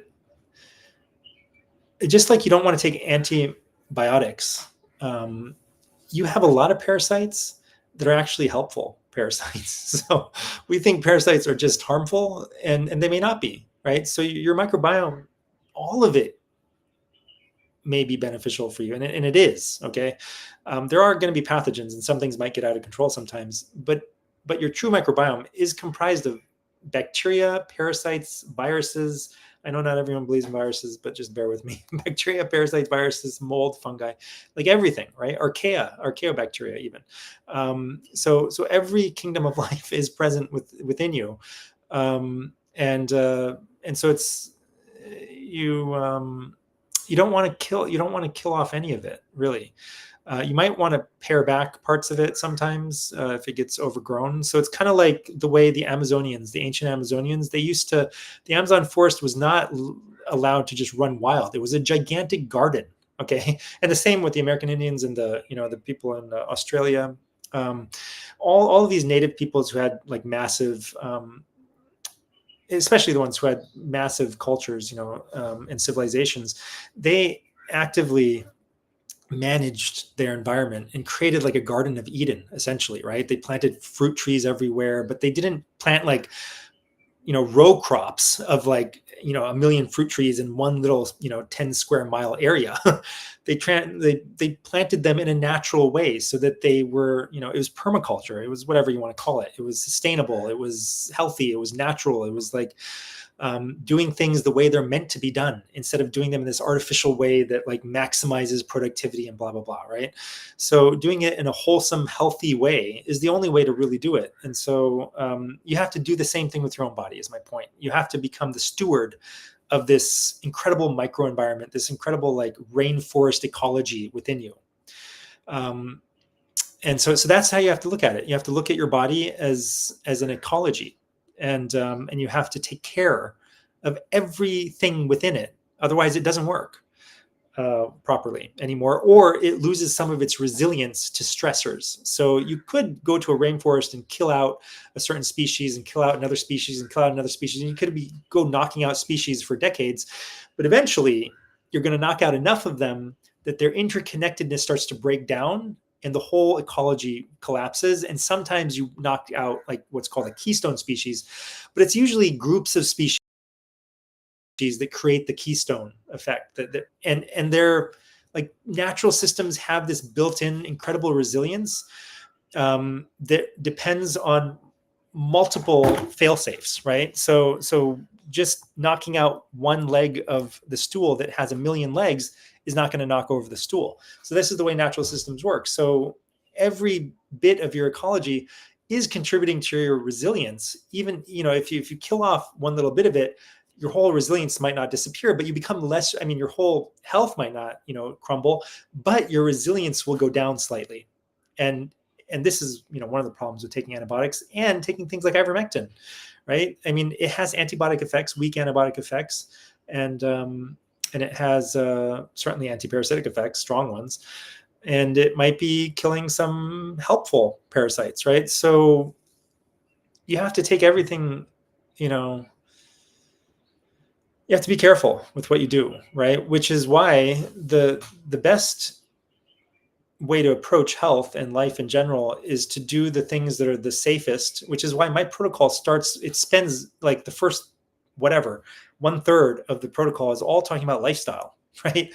That's where you get the biggest bang for the buck and the safest, right? So you get the biggest bang with the biggest amount of safety, with the biggest safety margin. It's almost impossible to hurt yourself with lifestyle measures, okay? is just very forgiving. Whereas the more divorced from nature you get, the more risky it becomes and the easier it becomes to hurt yourself. So you're playing with fire, and fire is something useful a lot of times. I mean, I love fire. Everyone loves fire. We cook with fire, whatever.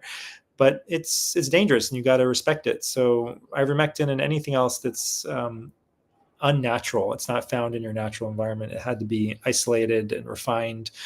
You're playing with fire, and you got to treat it as such, and you got to be careful with it, and you got to understand what you're doing, right? And the risks that you may be taking. All right. Thank you for all your work. It's brilliant. A family member has Iga Nephropathy post Pfizer vaccine and is stage 4.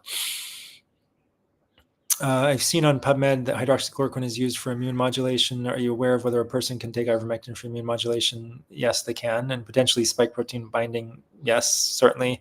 Like our detox spike supplement has EGC in it that binds the receptor that spike binds to. So it can help kick spike off of receptors and by competing with spike for the receptors. And then the other things in it, nattokinase, serrapeptase, bromelain, and the other things can help to chop it up and expel it into the urine. Do you think the curcumin protocol, nattokinase, bromelain, curcumin protocol would be beneficial? Yeah, it could be. Certainly. I mean, if they're willing, then they should just do a consult with Hakeem Shabazz and just cure themselves of, their problem. So, I'm still looking for 7 people, honestly, actually, who have severe illnesses like IgA nephropathy, chronic kidney failure, dialysis, whatever you want to, any severe chronic illness, preferably somebody younger than like 60, and just because it's easier, but it's possible at any age. Somebody who has some amount of social media following so that we can help spread the word. And is the key thing is they should be like significantly sick and willing to do almost anything, right, to get better.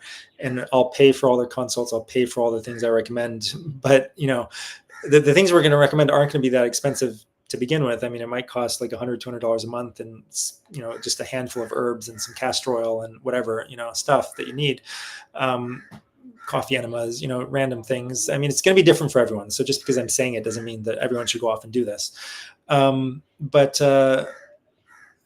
it might be a little bit misleading that I'm going to pay for everything, because really the person's going to have to do most of the work themselves, right? So they're going to have to change their lifestyle. They're going to have to prepare certain things at home from the ingredients that I ship to them. They're going to have to make creams, and they're going to have to make, they're going to have to make like maybe nose drops and all kinds of things, right? They're going to have to infuse things themselves into water and then into ghee and, whatever. So there's going to be some, and they might have to juice vegetables and stuff like that. So it's going to be it's very involved. It will cure almost anyone, I think. I mean, I literally think that if you are willing to do everything Hakeem Shabazz and I tell you to do, I don't think that there's really any disease that can't be cured. Okay. I mean, I've said this a lot before as well. So any disease can be cured. It's just that how far are you willing to go? What are you willing to give up? What are you willing to do to achieve a cure? If you're willing to do anything and you're willing to do it for long enough, you can cure anything. But it's a tall order of business, really, really tall, because even people who think that they're ready to do anything, they're not ready to do the amount of work that they would really need to do if they wanted a miraculous outcome. Okay. So the normal outcome stems from the normal things that you do. Okay. So it stems from normality, right? So if you approach things in a normal way, you'll have a normal outcome. If you want an incredible, abnormal, miraculous outcome, you're going to have to do something incredible usually. Okay. Whether that's really apparent to people or not, I mean, the distance of that journey could be something that's invisible to most people. It might not involve a lot of doing things in the outside world. It might involve a spiritual journey of like moving yourself from one place to another, like really deep change can do it, right? It can cure cancer. It can cure serious diseases. I mean, it can really cure probably anything, but it's hard. That's really hard. I mean, it's hard to change at a deep level. Your deepest level is not easy to change. It's a lot easier to change that level if you start at the physical level, because this physical level will start to push you in the direction you need to go emotionally, spiritually, intellectually, etc. So yeah. So for this person, if they're ready to heal, go to Hakim Shabazz. It's mygotodoc.com/Hakim, Hakim. So it's the website mygotodoc, mygotodoc.com, and then a slash, the forward slash that's leaning forward, and then HAKIM, Hakim. I'll just try to put it in the chat if I can. But yeah, even if you just make it to my GoToDoc, you can give us a call or send us a message, and we'll help you out from there. All right. So, do you have a brand of juicer that you like? So it needs to be a macerating juicer, I think, or masticating juicer. There's that famous one that everyone, I forget now.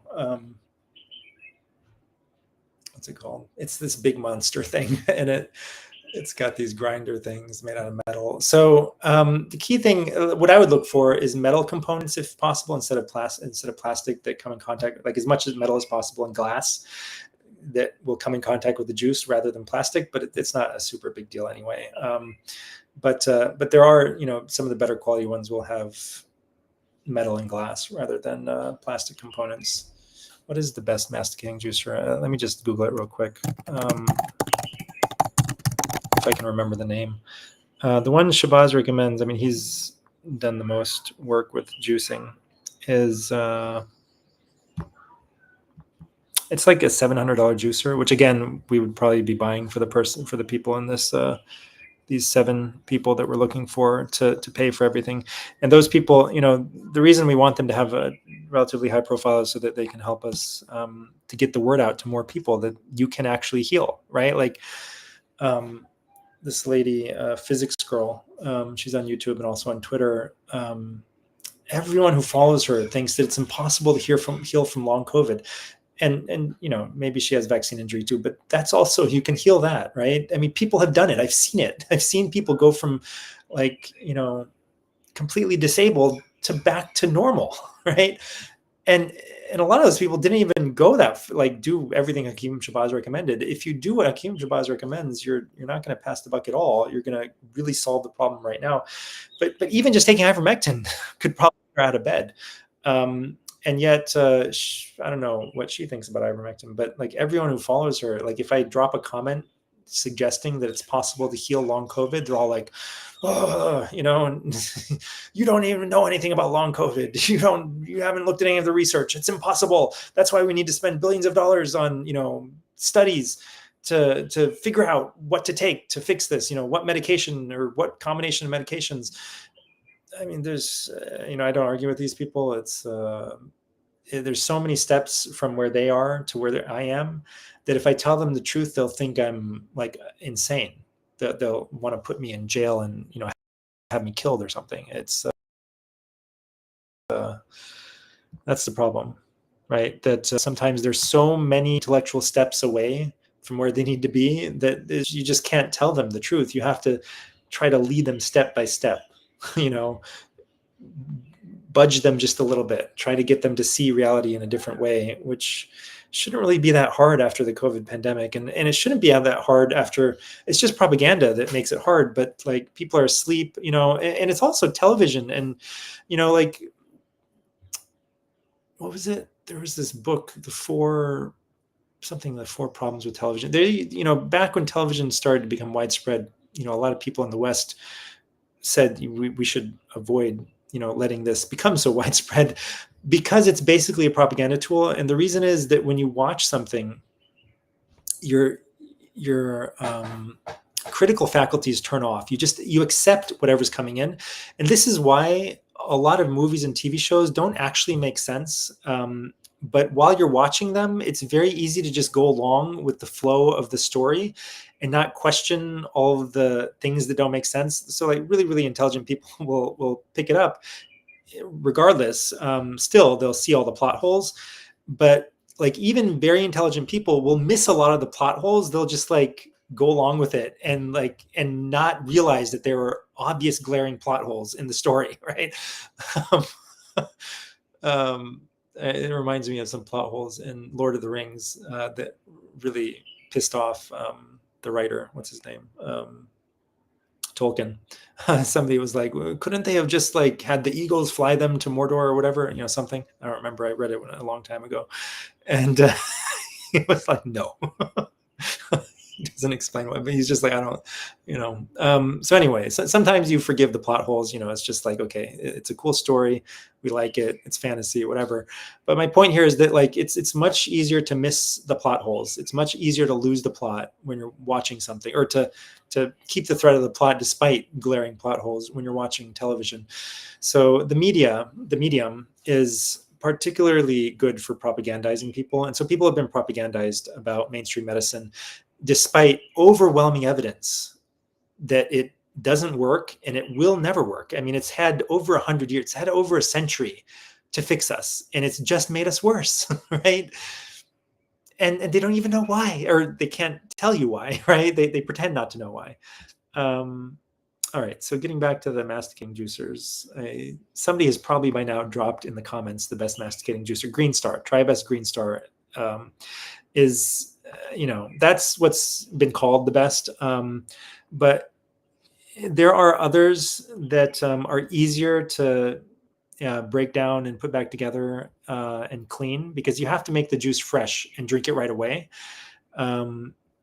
And there are some others. There's another one that we got that we liked. So basically, look, the key things are probably want a warranty, right? Because nowadays most things are just junk.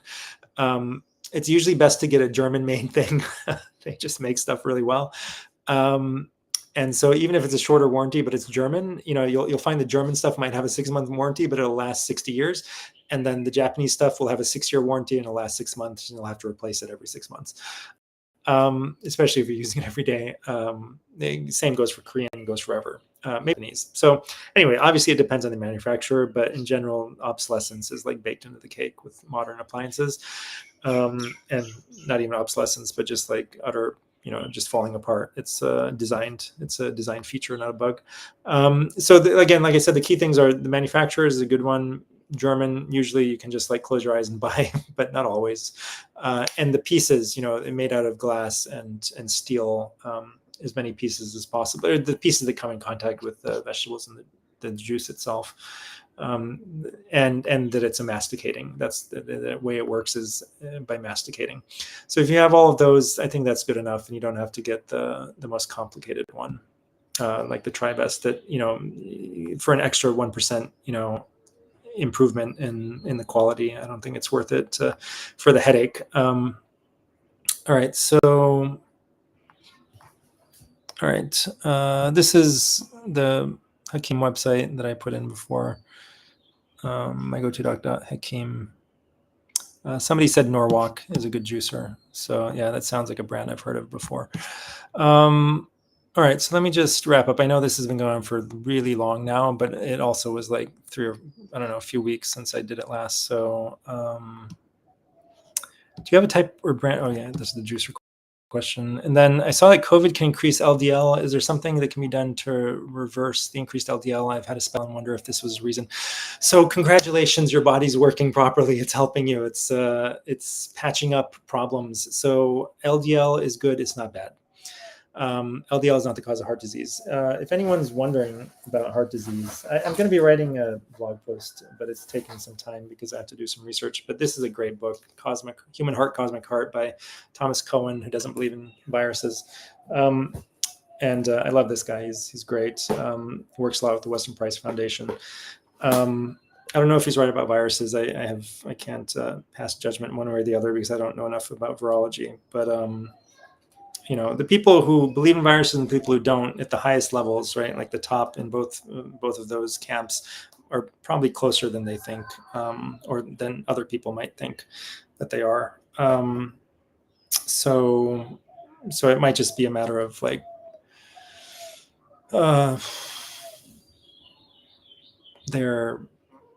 the way they conceptualize what they are at a higher level rather than whether they exist or not, because the no virus people are like, well, those things that you're calling viruses are just like packets of information that are being released by your own body.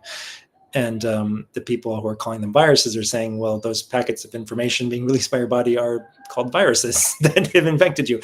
But just like we have a microbiome, we have a virome, right, which is part of the microbiome actually. So the microbiome, again, like I said earlier, made up of bacteria, viruses, lots of viruses. I mean, there's viruses. In this piece that I'm writing right now about autoimmune disease, there's this whole incredible passage. I mean, I think I'm just going to read it. Like, it really gives you a sense of,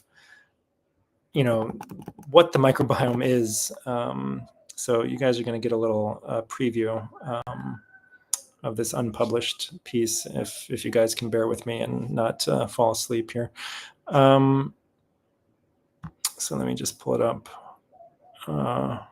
I think it was towards the end. This is a long one, so if anyone's following my Substack, this is going to be a big one. All right, let me just find it. I mean, I like it. I just quoted the whole thing because I was like, oh my God, this is incredible.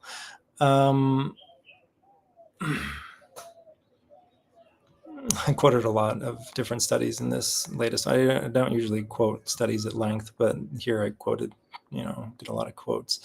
Okay, so here we go. This is kind of long, but I'm just going to read it out anyway. Microbial RNA has been detected even in healthy human blood. So RNA from microbes, bacteria, viruses, etc. The lungs are now understood to harbor a microbiome as well. And even the brain is suspected to harbor one. A lot of people believe the brain has a microbiome of its own that mirrors your gut microbiome, the composition of which differs in patients with chronic lung conditions. Even the biofilm removed from prosthetic hip joints during revision arthroplasties has been shown to harbor dozens of distinct bacterial phylotypes. So it has its own microbiome. Literally, everything in your body has a microbiome. The approximately 20,500 genes expressed by the human genome are vastly outnumbered by the millions of genes expressed by our microbial inhabitants. The human gut microbiome alone expresses at least 9 million unique genes that are not our own genes. It follows that we cannot study disease by studying the human genome in isolation. The millions of proteins and metabolites expressed by the microbiome continually interact with the human genome, altering the manner in which human genes are subsequently expressed. It's an interconnected ecology. For example, one analysis demonstrated that the expression of at least 463 human genes is changed during a single infection with Mycobacterium tuberculosis. This new understanding redefines what it means to be human. And so obviously Mycobacterium TB is a pathogen, but their point is that even though that's an infection, your microbiome is there all the time, influencing your genes. It's not just when you get an infection with a pathogen that all your genes start to change around to fight it off. All of your genes are constantly in communication with the microbiome. It's all one superorganism.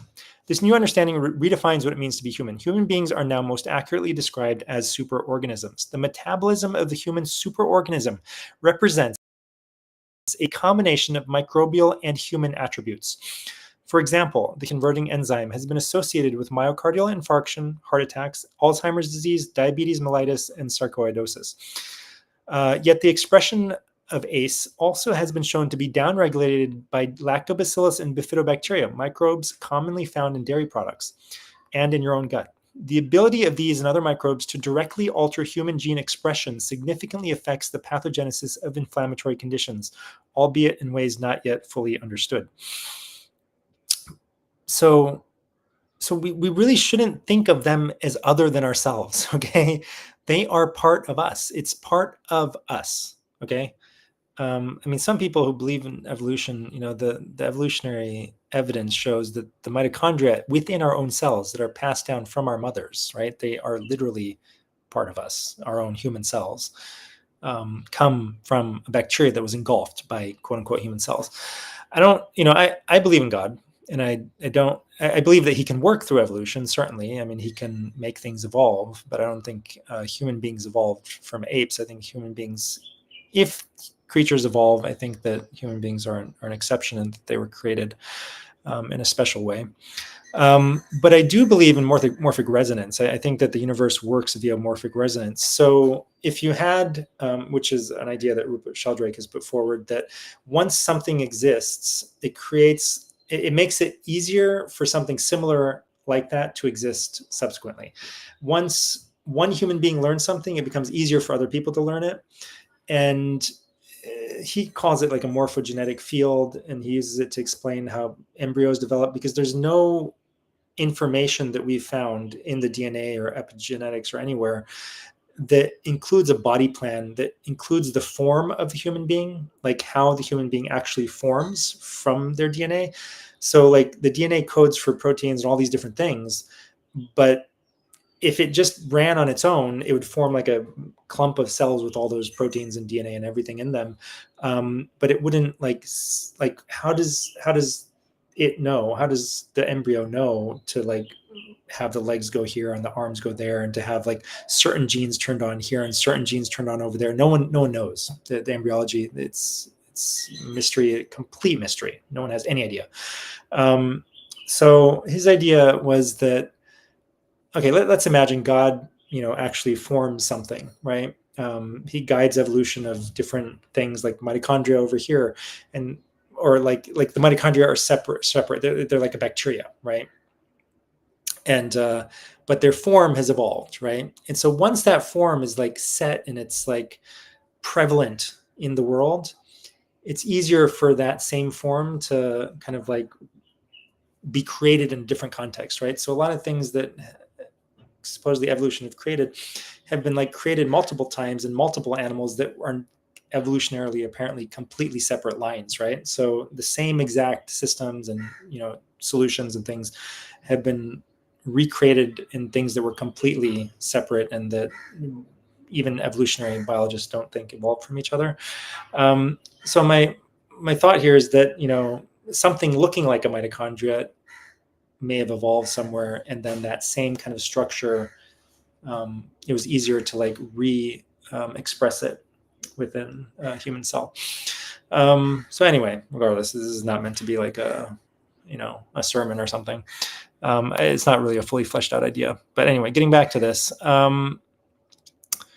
proteins and metabolites generated by the microbiome permeate the body. Of the small molecules found in healthy human blood, 36% are created by the human gut microbiome. So 36% of the molecules floating around in our own bloodstream are not created by our cells. They're created by microbial cells. The myriad interactions between, and that's in a healthy state, okay? It's not in an infection. The myriad interactions between these foreign and host proteins in the body, referred to as the interactome, affect an array of human metabolic processes. For example, the presence or absence of particular microbial metabolites in the blood of any individual cause the medication acetaminophen to be metabolized differently from person to person. These alterations of the microbiome in health and disease involve entire microbial ecosystems, not just individual microbes. The disease processes driven by infection are likely due to changes in complex microbial communities rather than the acquisition of a single pathogen. It follows that Koch's postulates, which dictate that a single infectious disease must be caused by a single pathogen, are no longer tenable in the current era of the metagenome. This is from Proal et al., Chapter 10 of Infection and Autoimmunity, page 173, 2015 edition, which is the second edition. So I know, again, I'm like looking at the clock. We've been going for like 2 hours, 45 minutes. It's okay. If you guys can keep going, I can keep going for a little longer at least. Elizabeth says, I saw that COVID can increase LDL. We already did that one. We didn't finish that one. I just went way off base. LDL goes up because of inflammation, right? So inflammation can be due to a bacteria invading or to spike protein or whatever. Inflammation is your immune system responding to it. But at the same time, if there's a war going on, there's bombs dropping and there's firebombing going on and nuclear bombs going off, your body has to protect itself from that inflammation as well. LDL is one way that it protects itself from inflammation. And sometimes you're just like living in a war zone and you refuse to leave. And your body's like, well, what can I do?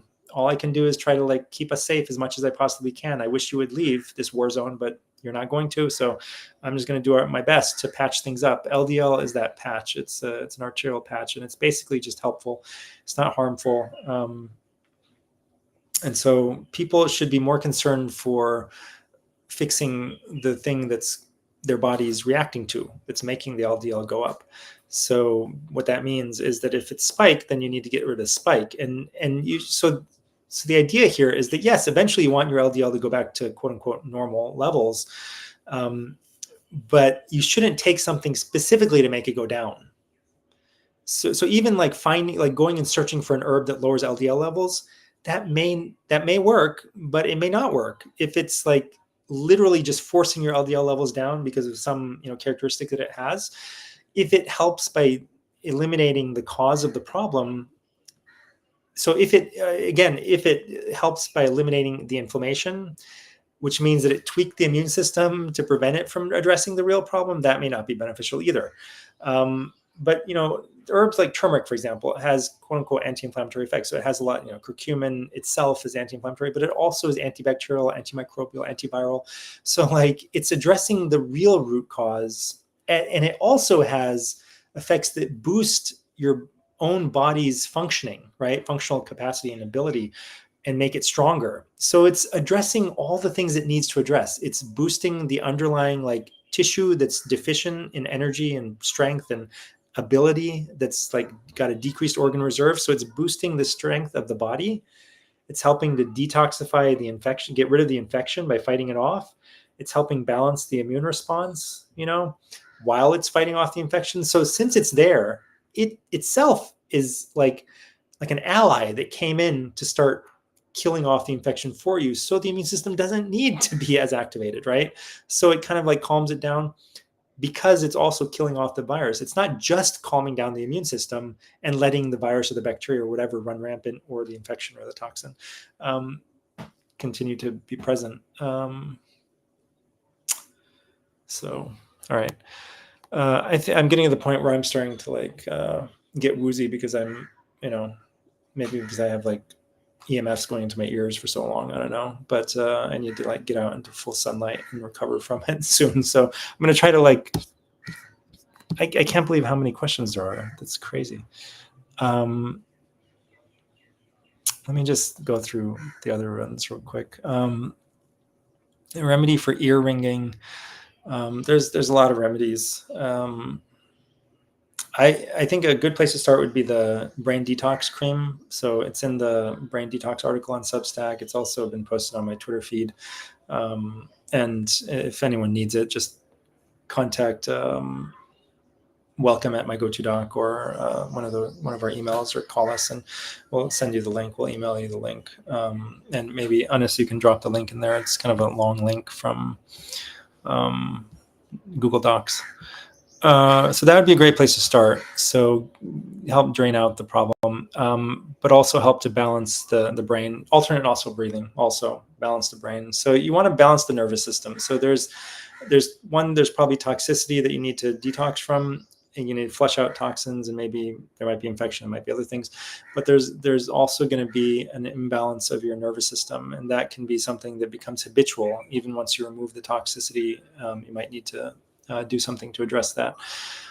So that is where alternate nostril breathing, other things come in. You have to balance the nervous system. Ashwagandha can help. Shilajit is really, really strong. I mean, it might be too much for a lot of people. I mean, so that has some, but fulvic and humic acid, you can get it separate from Shilajit. Might be something to look into to help balance the nervous system. The detox spike buster, from my go-to stack, definitely for detoxing spike.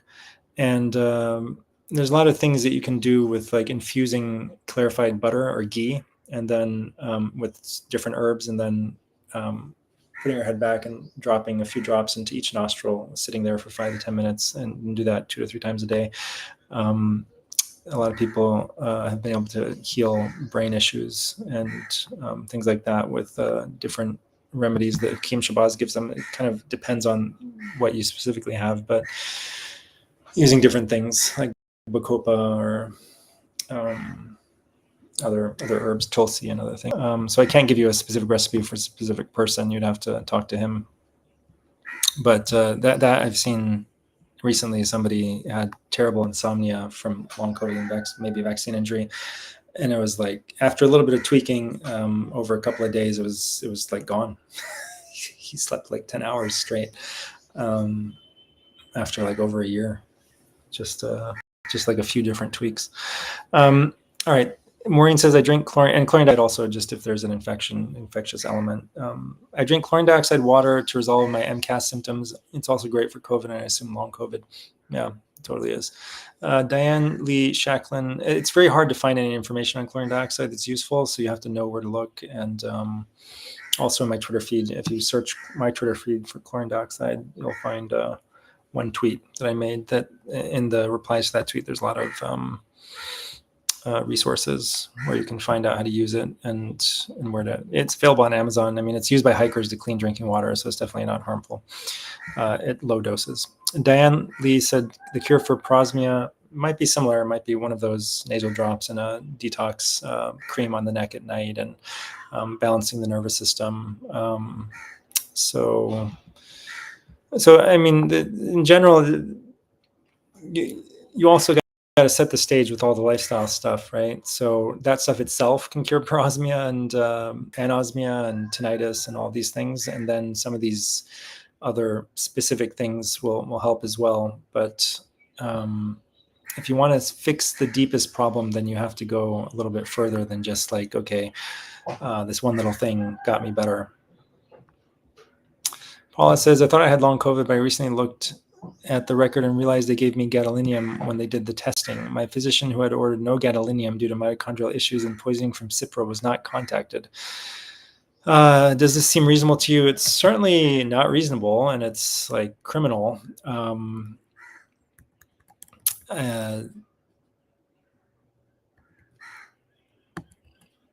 I mean, he should have, I don't know if he put a gadolinium allergy, what he should have done to make sure, or to make, to be more certain that it wouldn't happen, although anything can happen because these, people make mistakes. They're up all night and they're like worse than drunk after being on call at night and then doing something in the morning. But to improve the chances of something like that not happening, you got to make it put it as an allergy in your chart. I'm wondering how many of the long haulers have been poisoned by remdesivir or gadolinium or whatever. So they may have called the radiologist and said, hey, it was ordered without gadolinium, but the thing that they're looking for won't show up very well without gadolinium. Can you approve gadolinium and whatever? And then the radiologist or somebody else can sometimes approve that and kind of like order it themselves and change the order. So you got to be aware of the way the system works and protect yourself by just calling things allergies. Cindy Hammer says, hi, Dr. Haider. My family member just got COVID end of May. He's 87 years old. He started ivermectin, pepcid, Claritin, aspirin, and all the supplements on day 4, unfortunately. Now it's July and he's dealing with itchy eyes, seems more allergic than ever before. I put him back on Claritin and Pepcid. He's gotten total relief. You mentioned elderly patients don't usually get long COVID. How long should he continue these antihistamines before you taper them off? I would try tapering them off right away, actually. You gotta, with tapering, I would just try constantly trying lower doses, right, as tolerated. So again, this is an approach that's appropriate to people who aren't willing to go much deeper nowadays. So I know Cindy Hammer, we did a interview with her where she talked about how we had helped her heal her own long COVID, and she got a lot of benefit out of using Claritin and Pepcid. Her symptoms went away, and then she was able to taper off after a few months, and it didn't come back.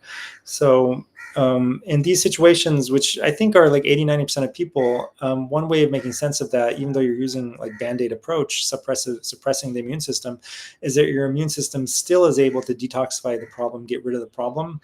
And then when you remove that Band-Aid, it's actually healed. So Band-Aids, sometimes the thing still heals underneath the Band-Aid, and other times it doesn't. So sometimes the Band-Aid doesn't make it heal. It just keeps you comfortable until it heals, right? But it might actually take longer to heal with the Band-Aid than without the Band-Aid. So now I have a much more nuanced understanding of human health and disease and long COVID than I did even like a year or two ago, or even 3 months ago. I mean, it's just constantly evolving. So certainly some people are not willing to do anything differently, and they really want to feel better right away. And some 87-year-olds are just like, make me comfortable. And we understand that. So I still do have that protocol up, and, but I think I need to make it more clear, even in that protocol, as I have here and other places in my writing, that this is not the optimal approach. It might be a necessary approach for some people. It might be the only thing they're willing to do, or the only thing that they can do. Like somebody who's 87, there's things that you might not want to try to get them to do. You might not want to try to detox them really deeply, because it might make them too sick. It might, precipitate an end of life illness. And so in some situations you do want to maybe take the easier way, or the easy way. So I would constantly be trying to see, like, at least one day a week, if we try a lower dose, does he still have the symptoms? If not, let's just move to a lower dose all the time. And then, after another week or two, let's try a lower dose one day this week. If he makes it through fine with that lower dose, let's set that as a new baseline. So you're constantly trying to get lower and lower until you're able to get off. Patricia Samler says, I've gotten, and at the same time, I mean, as much as you can encourage him to get the sunlight and turn off the lights at night and do some of these simple things, get rid of vegetable seed oils, eat healthy, and maybe breath work or ashwagandha or something, and the detox spike buster kind of supplement that will help to address the root cause problem. So some people are addressing the root cause while the Band-Aid's on with like one thing, but they're keeping a Band-Aid to keep themselves comfortable. So there's usually some like back and forth involved, even with talking to somebody like Hakeem Shabazz, where they're trying to get you to go all the way to the deepest root causes, because they have to walk a fine line, like a tightrope between, or seesaw, or whatever you want to call it. They have to walk a fine line between too much detox and too little detox. And if it's too much, it's not only very uncomfortable, but it's it can be harmful. So you want to like stay in between those two extremes, and it can be touch and go, and it can be a very delicate process.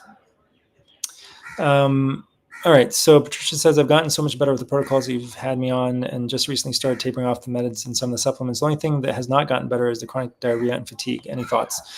Yeah, so fatigue, I mean, there's not much better than just getting way more sunlight and getting way more grounding. And with diarrhea, you might try Triphala. And with the fatigue, sometimes when a lot of stuff has gotten better and some things are hanging on, it might be actually side effects now. And so you need to taper off of the stuff that you've been on in some cases.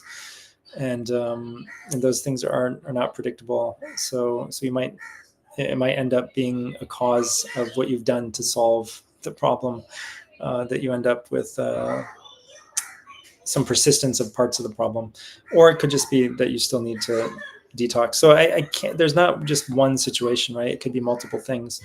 It might be stress. It might be, this, like I was describing earlier, where your whole life you've been getting too much daylight, or not too much daylight, but too much light throughout the day. So you've overwhelmed all of your organ systems. And then this thing came along and overwhelmed you even more. And it just like made everything crash. And now you have to like rebuild and recover, and to help it go as fast as possible, turn off the lights at sunset so that you have dark for as long as your body needs dark, and you're able to sleep better, because when your melatonin goes up higher, your sleep is deeper and more refreshing, and you're able to detox and rebuild properly.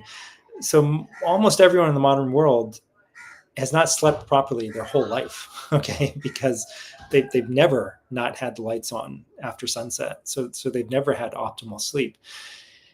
And so fine, I mean, you're able to survive and maybe even thrive until you get even more overwhelmed. So your body is able to put up with it for decades, right? But it's gradually diminishing your organ reserve capacity. And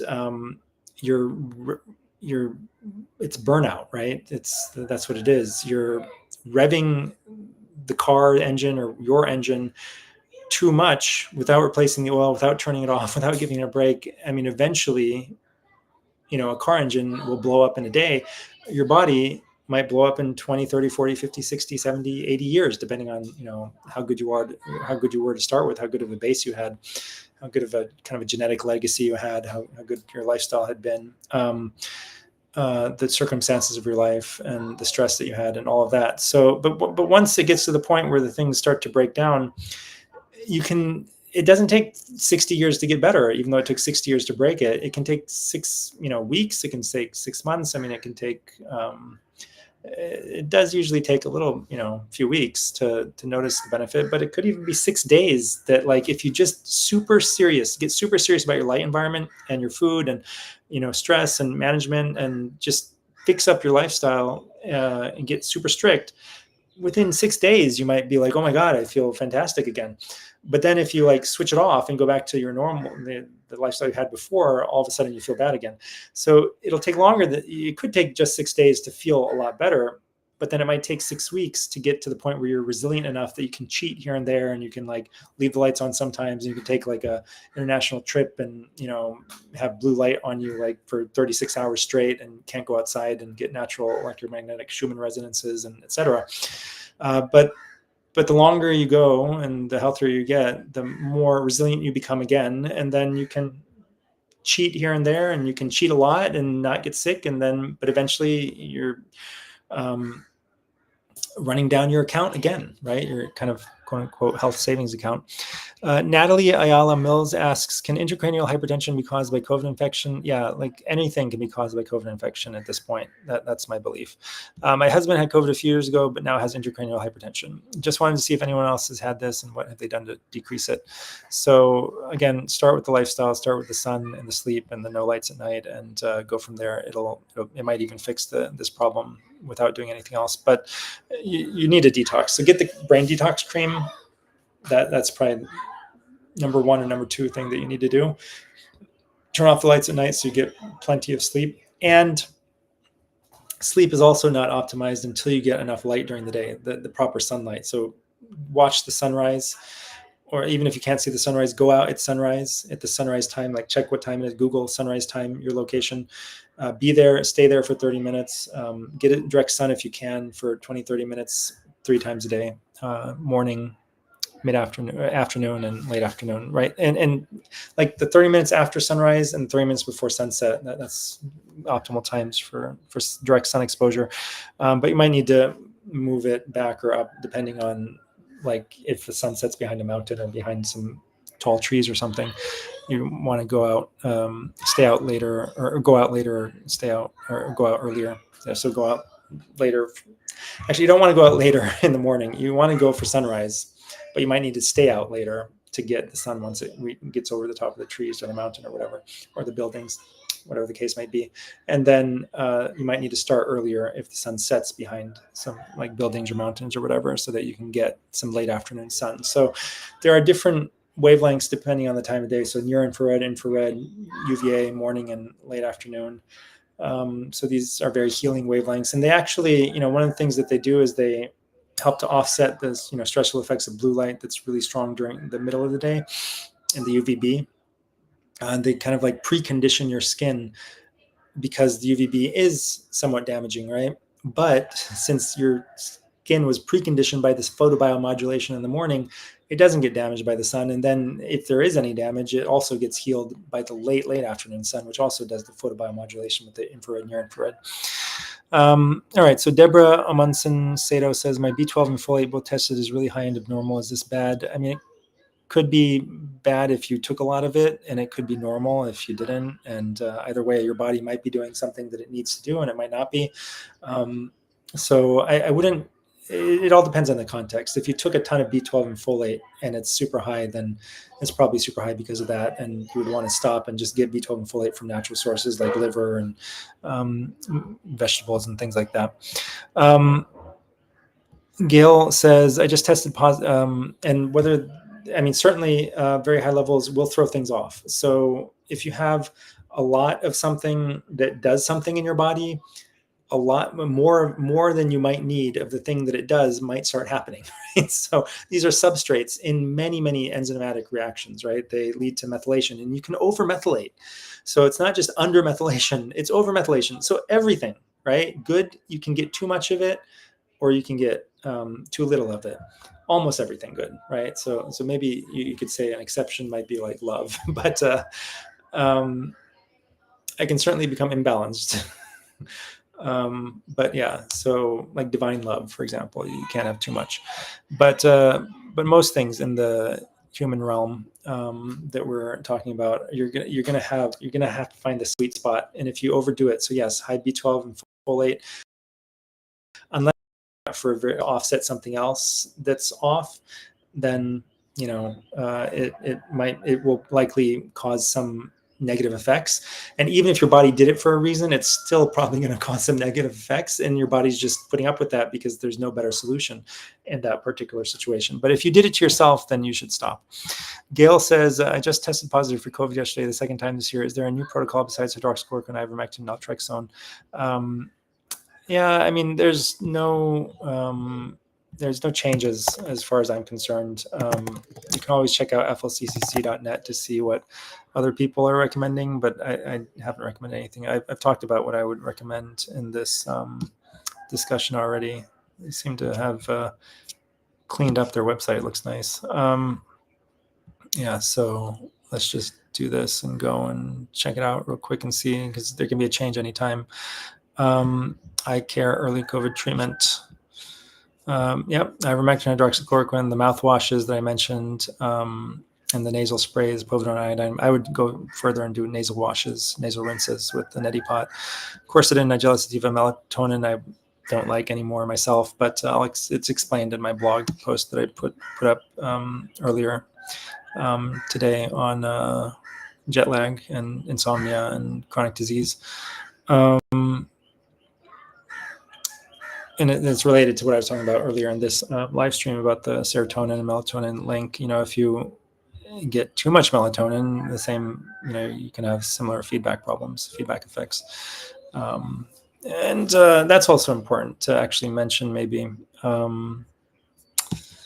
me just see what I wrote to remind myself. I had to...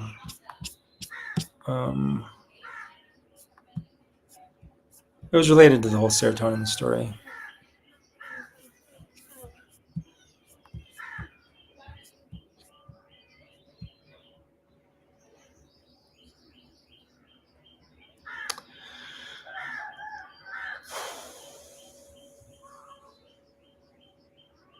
Yeah, so same thing. If you the same issue you can have with the elevated serotonin by either not converting enough of it to melatonin, or by taking melatonin yourself so you don't have to convert it to melatonin in your own body. Either way, you'll be left with too much serotonin. So it's basically the same issue that we spoke of before. That's why melatonin may not be this, it's like one of those darlings, right? Like the darling of the alternative health world. We have this and that, every few months we have a new darling of the alternative health community, and melatonin had its 15 minutes of fame, and maybe it's still, it's a rolling 15 minutes, right? Like it hit me at a certain time, and then it hits other people at different times, and it just kind of spreads throughout the population. And every day you'll find somebody who's like, oh my God, melatonin is the answer to everything. But it can cause serious problems if you take it long-term, effects that I mentioned earlier. All right, so, which is one of the reasons why it's contraindicated for people who are taking SSRIs, because of that. All right. So yeah, not much seems to have changed in the FLCCC protocol. Zinc, probenecid, aspirin, kefir, vitamin C, metformin, home pulse oximetry to monitor things. And then second line therapies, nitazoxanide, fluvoxamine.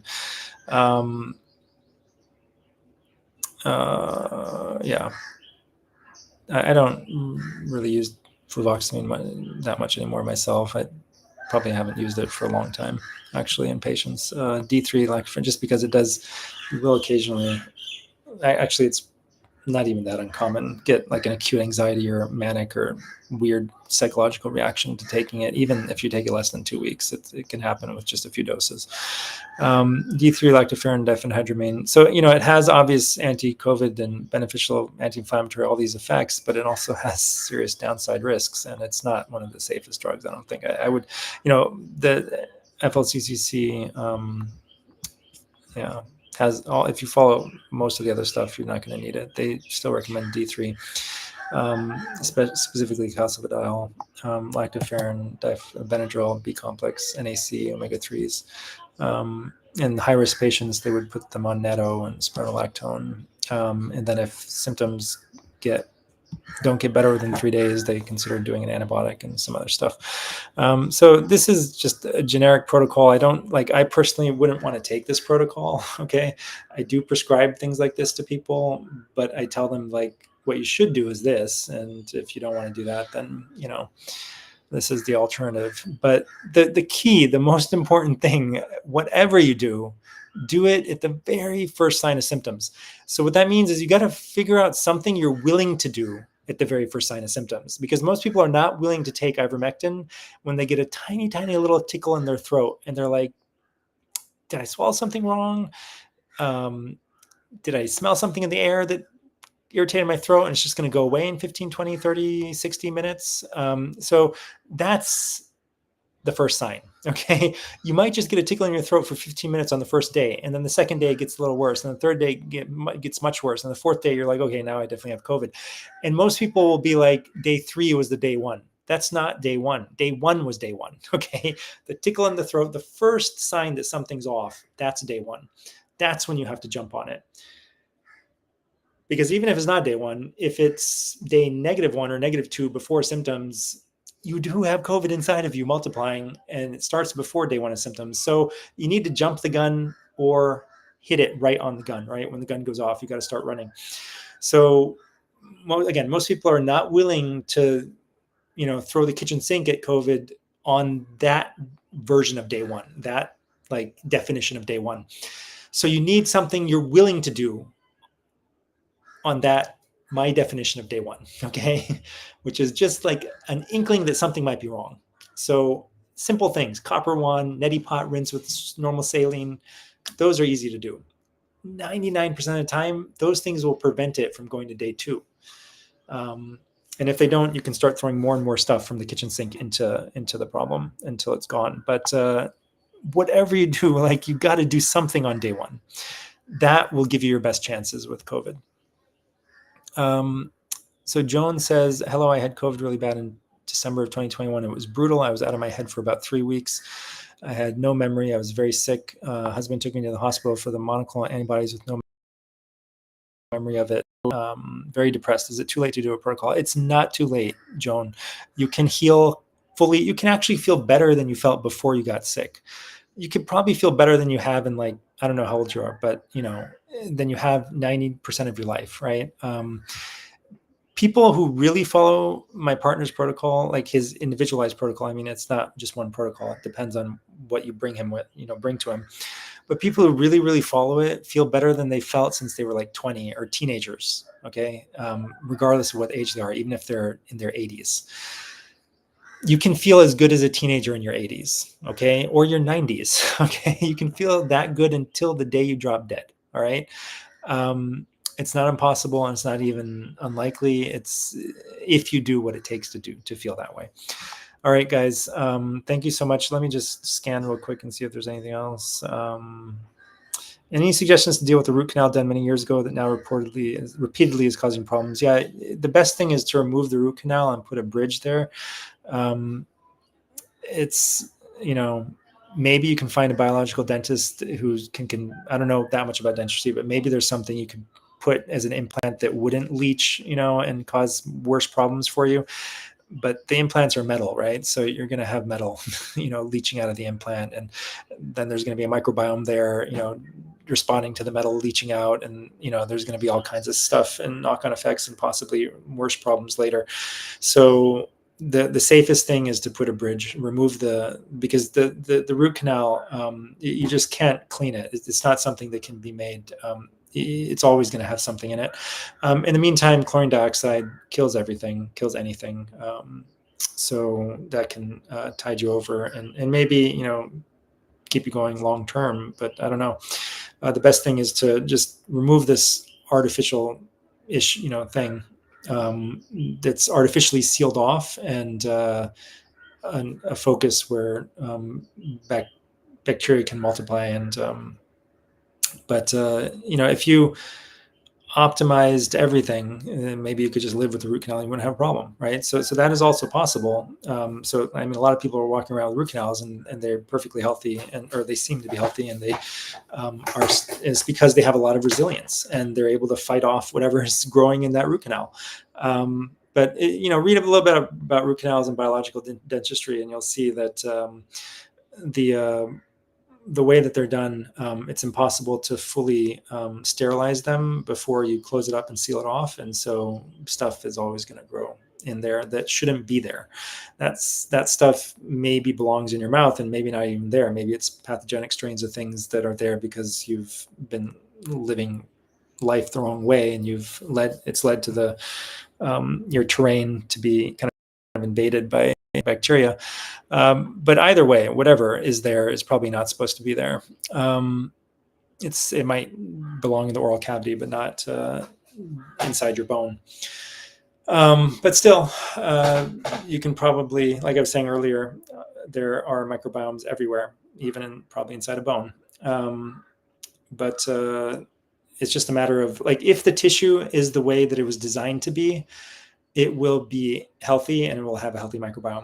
If it's been interfered with by a surgical procedure, you may need to work around it, right? So that is not a particularly healthy state of affairs to have a root canal and just leave it there. It's better to remove that and put the bridge.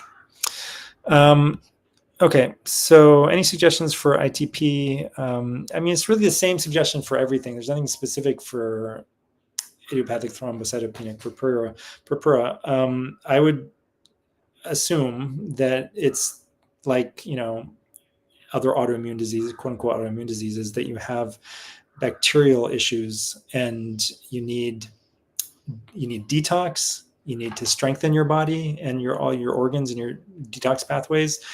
And you need to help your body get rid of the infections, the microbial infections that have probably developed over very, very long periods of time, going back while you've been doing kind of like making all the wrong choices regarding your health because you just didn't know any better and your doctors didn't know any better.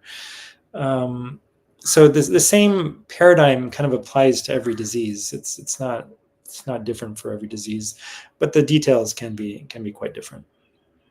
What's the difference between SIRS and long COVID, dysautonomia from COVID, chronic inflammatory response syndrome, I think it is, SIRS. So, I mean, there might be different people have such different bodies and microbiomes that there's always going to be slight differences and variations amongst things. So there may not necessarily be a difference. And there's like this spectrum, right? So long COVID is not one exact thing. It's like a smeared out spectrum of things. And then the edges of it overlap with spectrums of other things, right? So you've got a lot of overlap going on. So they could be the same and they just could be like overlapped where like in some cases they're the same and in other cases they're different, depending on their definitions. So there's probably an element of inflammatory response syndrome in most long COVID, if not all long COVID, just like there's an element of what looks like autoimmune disease and element of vasculopathy and mitochondrial dysfunction, et cetera. All right, everyone. Thank you so much for watching. Like, subscribe, follow, retweet, etc., depending on your platform. And I'll see you guys next time.